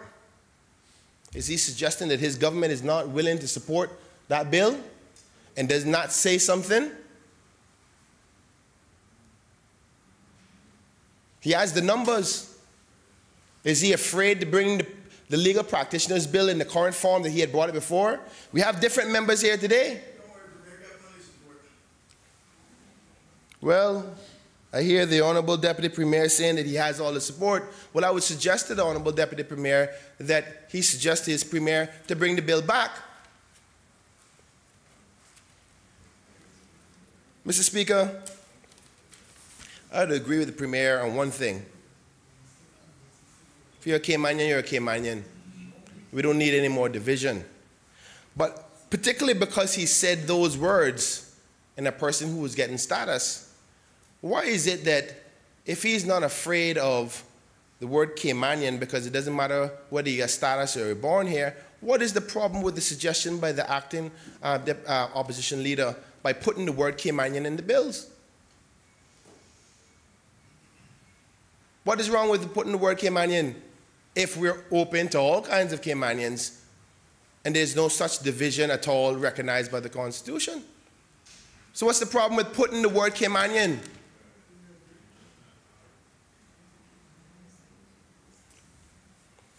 Mr. Speaker, tell you what, some people may call it politics, but I know that I was sent here to represent those Caymanians that we are afraid to put in the laws of this country to protect them. They voted for me.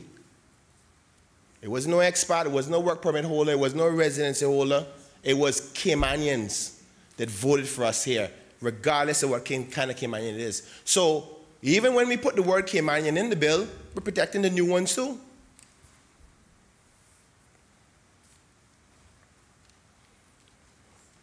Mr. Speaker, the Premier shouldn't be trying to penalize the opposition for trying to protect its people. And this fear-mongering that the country is going to go down if we don't do certain things is a strategy that he used very often. And, Mr. Speaker, he talks about the fact that we're living in an archaic piece of legislation. You have the government, you have the numbers, bring a new amended one if you have to. All that's telling me is that you don't have the support of your own government. Mr. Speaker, I wasn't here when the debates happened last time, and I'm not going to repeat myself again, but you may say what you like about the honorable elected member from East End, but I know they wouldn't dare say the same words that they would say about the honorable member from Savannah. And I know he listens intently. He's been around long enough to watch the games being played politically, economically, socially, nationally. And I'm going to be taking my lead from him. So I am fearful to let you know that if Mr. Anthony Eden doesn't give his support, in particular for this topic, and because he was there when that battle happened, And until that bill comes to this House again, where I am involved in the battle, and I know the whole story, I'm not supporting it if he doesn't support it. So each and every one of you, I hope you consider those facts, because I can promise you this. From a social media perspective, I'm going to make every Caymanian know.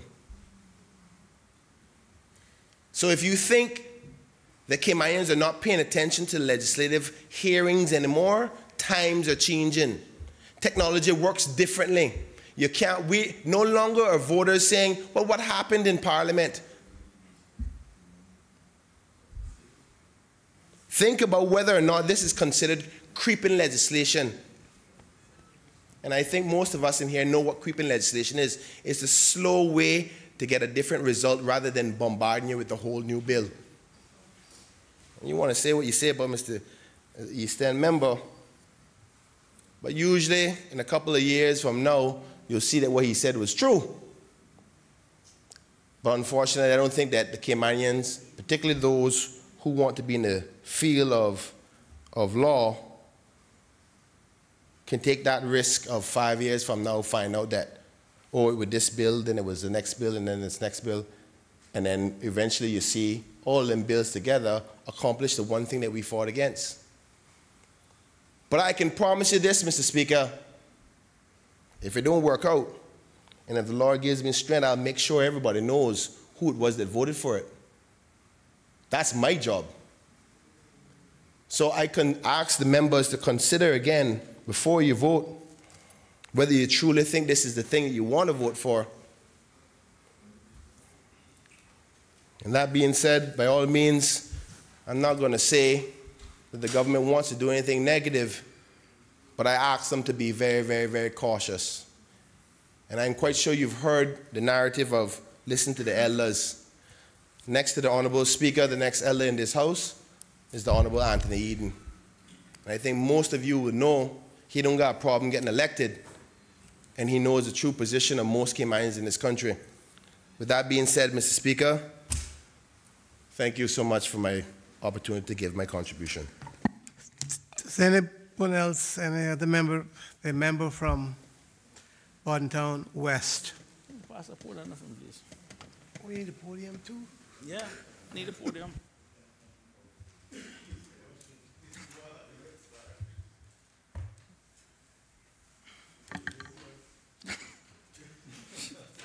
Thank you. Mr. Speaker, I had no intention on speaking on this motion. But the Honorable Premier, sorry on this bill, sorry. But the Honorable Premier called me out in his contribution. No. One thing I want to say, Mr. Speaker, for the record, I'm responsible for what I say. I'm not responsible for the Premier here. But he said to me that the opposition was successful in distracting his government with the port. And I said to him, but he said, no more distraction. I said, don't worry. We've got another distraction coming for you next year. And I can tell exactly what it's going to be. It's going to be health care. Because that is one of the things that we need to tackle in this country. So I just, I just clearing it up for you so you can understand, so you can prepare for that one. Mr. Speaker, I wasn't at the opposition caucus meeting when this bill was discussed, nor was I here a member of this House when this legal practitioner's bill was being fought. So I want to preface by saying that what I'm about to say is my personal opinion and something that I thought about long and hard. Firstly, Mr. Speaker, you may recall, I think it was during the last CPA conference, it just so happened that yourself, the Premier, and myself ended up at the same breakfast table. And we were talking about what made Cayman successful. And I said, it was not immigration that made Cayman successful. It was integration. The ability for us to welcome people and those people to be integrated in our society. No. Like I said, this is my personal thing. You can't hear it? I thought you said you hear it no good. Oh, sorry. No, man, no, just relax. Just relax, Premier, just relax. You'll get it. Oh. No, I don't need to scream. The thing about it is, Mr. Speaker, I have no issues with the two law societies integrating. Because at the end of the day, I think their separation represented a time in Cayman when locals or new Caymanians and indigenous Caymanians could mix. So I think we have some progress in that regard. Also, Mr. Speaker, I'm aware that when I look at the makeup of the economy, roughly around 10% of our people is employed within financial services, which drives around 55% of our GDP. In essence, Mr. Speaker, 10% of our working population drives 55% of our GDP. I won't get into things like dependency ratio, Mr. Speaker, but it is clear that this island is dependent on financial services. Mr. Speaker, within that 10%, you would have what we refer to as hunters and farmers. I can tell you from being a member of the accounting profession, we're mostly farmers, just like many of the bankers. The real hunters, Mr. Speaker, the true hunters, or the profession that brings the most business to this country, is the lawyers. Now, many accountants, many of my friends in accounting don't like when I say it, but it is the truth. The accountants drive the businesses that come. Unlike the accounting profession, Mr. Speaker, when you get one as an audit client, you probably get them for 7 years. Every year, the lawyer has to go out and he has to be hunting new clients. So that is part of the dynamic of our economy. And within that 10% that drives the 55% of the GDP, probably about maybe 2%, if that much, are the real hunters. No more than 3, maybe 4 max. So in essence, 3 to 4% of the working population is driving 55% of the GDP in terms of bringing in new business. This is a reality that we have. The Premier said earlier that as a government, he has certain responsibilities, and that is true. But also as an elected representative, I have certain responsibilities too, to make sure that this country runs right. And I must admit, Mr. Speaker, that I have actually learned a lot from observing the Premier before and even after being a member of this House. Oh, God. Quiet. Last June, Mr. Speaker, when we did the strategic policy statement, and we agreed with the Premier, in his closing speech, he basically chided the opposition to say, if you're going to agree with the government, then you might as well join the government. That's not your role and your purpose.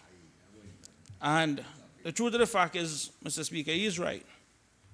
Because Section 44.3 of the Constitution tells us as a member of this Legislative Assembly that we have a responsibility and a duty to double-check the actions, or in some cases, the inactions of Cabinet. Cabinet is responsible to the Legislative Assembly. The Legislative Assembly is responsible to the people. So it is in our best interest as agents of democracy to make sure that whatever decision the Cabinet makes, we make sure that we go through it, we check it, we make sure that they make the right assumptions.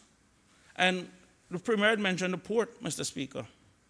And where the opposition to the port comes from is in the previous report that the Minister of Tourism had laid concerning the performance of tourism. It said cruise tourism contributed 154 million. On the radar, it said 200 million. It's little things like that, Mr. Speaker. When there's a 27% difference in the numbers that government use, why we have to question to make sure that everything is being done right. In this instant, Mr. Speaker, I can tell you, several times as members spoke, I had to keep looking at the bill. Because at the end of the day, the bill kept talking about continuing education. And I kept looking at the bill, wondering if I had the right bill. Because the entire debate went off into something else, and I'm looking at it, and I'm wondering if I still had the right piece of bill in front of me that speaks to continuing education. Mr. Speaker, what I'm about to say, some lawyers may not like, but I want to say it. When, as an accounting student, the one question I've often asked lawyers is, what class do you take that says to you, maybe this is not the profession for me? In accounting, as you go through the first junior classes, you have a class called Intermediate Accounting 1.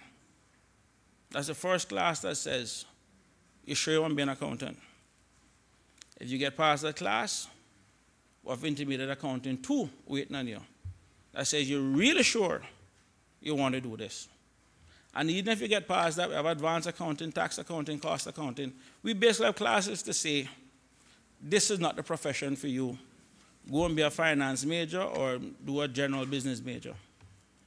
And the reason why I raise this, Mr. Speaker, I haven't served on the Business Staff and Plan Board during the last UDP administration. I remember there was an instance where a young lawyer came in and he was complaining about one of the big law firms. And I watched his presentation and I listened to him. And it was a sad case in terms of what happened to him in the workplace. And when he left, some of the members on the board felt it for him. It was a rough case. And then I asked the question, if someone had a court case tomorrow, who would hire him? Because this man could barely represent himself. And I'm wondering, at what point does, within the legal profession, there's a class that says maybe paralegal, maybe something else? The lawyers, Mr. Speaker, is one of the most shark-infested business. It is a ruthless business. And we need to make sure at the end of the day that our young people that are going into the law profession truly understand what it is that they're getting into, because it is not a nice business. It is not an easy business. It is a very rough business. And we can't be sitting down there and babying them. Mr. Speaker, if you look through history, most revolutions were actually started by lawyers. Lawyers that couldn't get work. And I would say to the government, just make sure at the end of the day that we do have adequate work for lawyers in this country. Because if they can't find work to do, I guarantee you, they're going to go out, they're going to get elected, and then you're going to see some true political demagogues in this country. When you look at many of them that started revolution, Mr. Speaker, they were lawyers. So we need to understand to make sure the profession that we're actually dealing with, this is not a nice business. You know, so, Mr. Speaker, the question then comes up for us. I understand the purpose of this legislation, and I also understand my colleagues' concern in the sense that we do need the bigger piece of legislation as opposed to the piecemeal legislation. But as a member of a profession that does require continuing professional education, it is a requisite within the business that we do. Now, I do understand the concerns in terms of what we need to do on a bigger scale. That does not pass me. But I do understand that this education part of it, the component of it, is something that needs to be regulated. What I can say also, Mr. Speaker, as a second-generation Caymanian, this year actually makes 80 years since my grandmother first arrived in Cayman Brac, that I've always seen myself as probably more of a bridge between newer versus indigenous Caymanians. Because this is my home, I have nowhere else to go. This is it for me. And at the end of the day, we still need to find a way to integrate more Caymanians within this country. Now, if the lawyers who are argumentative, combative, adversarial, can find a way to come together and agree on something, we need to start learning from them. One of the things I hope, before this term is finished within this legislative assembly, is that we can start putting together more committees to work on bipartisan bills, because it's always an issue when we come here. It has to be adversarial when we can sit down many times behind closed doors and deal with some of these issues. And now we find ourselves here back and forth arguing over simple things. This bill is about continuing education, and look where it went. You know, I am a new member. I am not as versed and have been here as long as some other members who know this, but I can also tell you, Mr. Speaker, that everybody needs food, clothing, and shelter. We have a public health law that has not been updated since 2002, but yet people are there eating every day. People are going inside restaurants. You don't know what you get inside restaurants. You know what I mean? These are basic things that we need to do. You know, we have other bills coming up. But it has to be a matter of priority, Mr. Speaker. So what I want to say, Mr. Speaker, in just closing, is that I am okay with the continuing education provision in this bill as it is. I would prefer that the bigger bill be brought so we can deal with the entire profession once and for all. But also, Mr. Speaker, and you of all people know this, when we did the roadshow for the government bond, I was shocked at the amount of questions that were asked and the amount of knowledge that people had on the international scene within the Cayman Islands. I remember coming back that Saturday and going straight to look for the late Desmond Seal just to cuss him for all the editorials he wrote. Because when we were doing the government bond and they were asking all of these stuff, we were surprised at the amount of research that people do on what is said and done in the Cayman Islands. And from that standpoint, that's why I make sure I choose my words very carefully in terms of what it is that I do say, because I do know our competitors are watching, they're listening, and not more than they would like to get a sound bite or a clip or something to say, see, the Cayman Islands doesn't have it together. We have survived many Democratic presidents and many UK prime ministers that have wanted to take what it is that we have. But by the grace of God, we have always been able to survive. But at the same time, too, Mr. Speaker, if we're going to be honest, I remember growing up in Georgetown, and there were families around me that weren't so well off. And I've lived long enough to see their kids and their grandkids in the same position. We also have to accept that as leaders, we have, in essence, sometimes failed some families in moving forward and being able to take a piece of the pie. Because the truth of the fact is, Mr. Speaker, most of the people that we compete against, our workers compete against, are people from foreign countries, are people from independent countries, are people who are used to fighting for what it is that they want. We have sold our people this belief that, oh, foreigners must train and develop Caymanians. And that was one of the biggest mistakes you ever made in this country. Because if someone honestly believes that the person sitting at their table in a foreign country is going to say, honey, I'm going on to the Cayman Islands, I'm going to have a job, as soon as I settle, I'm going to send for you. You and the kids come down, and after 2-3 years, after we're comfortable and nice, I'm going to train somebody to take my job for us to move back home. Anybody really believe that's how the conversation goes? No. We're now living in a global village. As I said to my son and to my kids, you're not just competing with the kids in your class or in Cayman, you're competing with kids that you can't even see in countries you can't pronounce. This is the world that we're living in. And whether we want to accept it or not, at some point, by the grace of God, and I would say it, Alberga would always say, Chris, there's a God and he loves Cayman. Because if not, this country should be worse than Haiti with some of the decisions that we have made. And we have been running by luck for too long in this country. We need to start being more proactive. We're a little bit too reactive in many things that we do.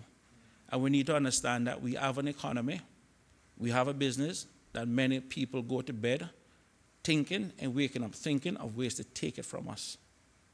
And this is sometimes, there are some issues we cannot be divided on. So I will encourage the government in issues such as this, as we do with the finance, with the Ministry of Finance, whereas you can see that there are not many pushback we give to that minister, because there are some things that we believe should be beyond politics. And I think where it comes on to our financial industry and the livelihood of our country and the various industries, that is one of the things that we can't be pushing politics. We have many things that we can be different on, but we can't be different on simple things like this. So, with that said, Mr. Speaker, I would like to add my contribution, and I want to thank the Premier for inspiring me, motivating me to get up and say this, because I was content to just sit back and just relax. But thanks for pulling me out. But just remember, I'm responsible for what I see and responsible for what you hear. Thank you very much. Does anyone else, does any other member wish to speak? If not, call on the AG. Thank you, Mr. Speaker. I thought the sergeant, getting up, I thought he was going to speak as well. Mr. Speaker, thank you very much. I'd like to thank members for their very passionate debate about the bill, and in some instances about what was not before the House. But it is all...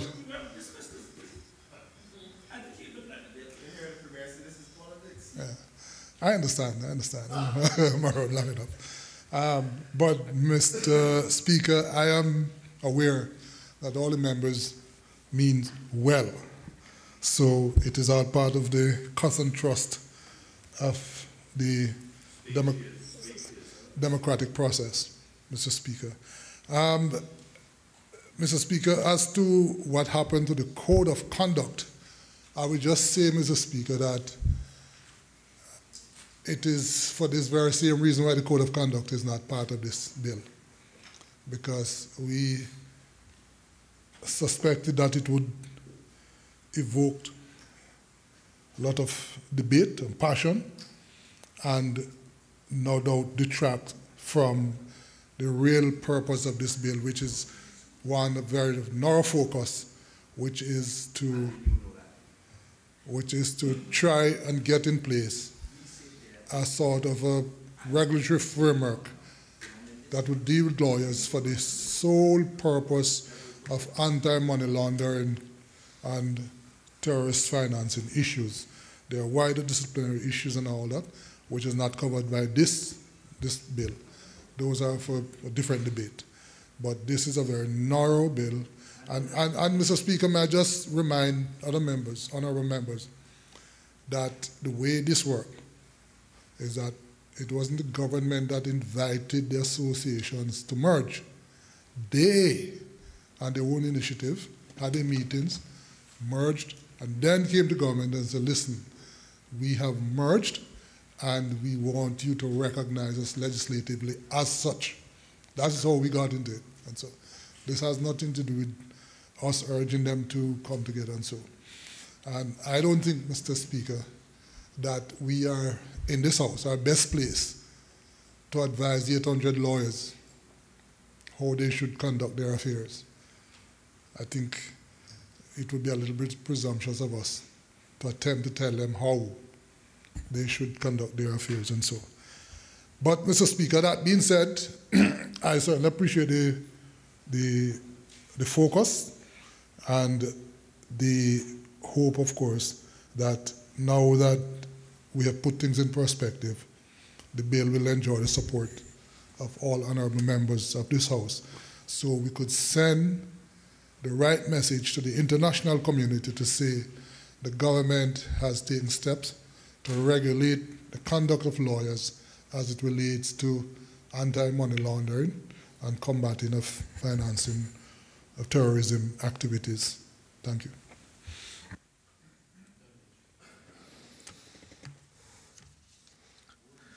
Question is that a bill entitled the Legal Associations Miscellaneous Amendment Bill 2018 be be given a second reading. All those in favor, please say aye.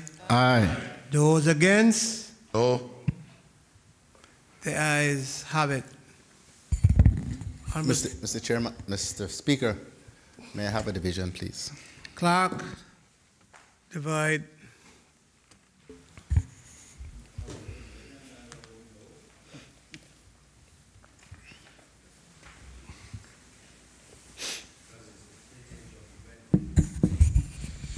Honorable Alden McLaughlin. Aye. Honorable Moses Kirkconnell. Honorable Juliana Connor Connolly. Honorable Dwayne Seymour. Honorable Roy McTaggart. Aye. Honorable Joseph Hugh. Aye.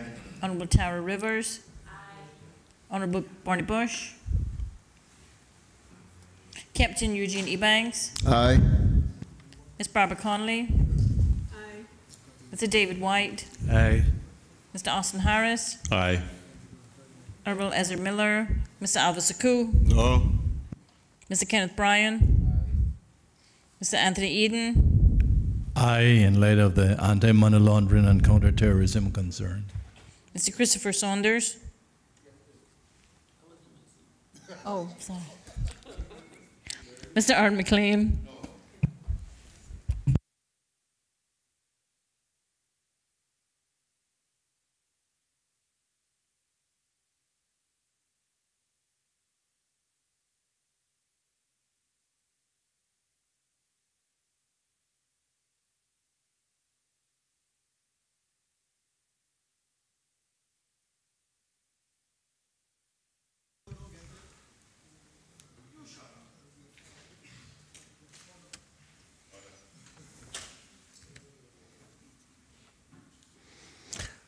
Results of the division: 13 ayes, 2 noes, 3 absentees.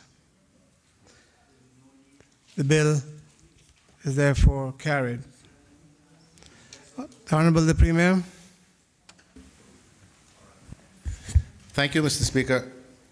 Mr. Speaker, I move the adjournment of this honorable House until 10 a.m. tomorrow morning. This Honorable House to stand adjourned until 10 a.m. tomorrow morning. All in favor? Aye. Those against? No.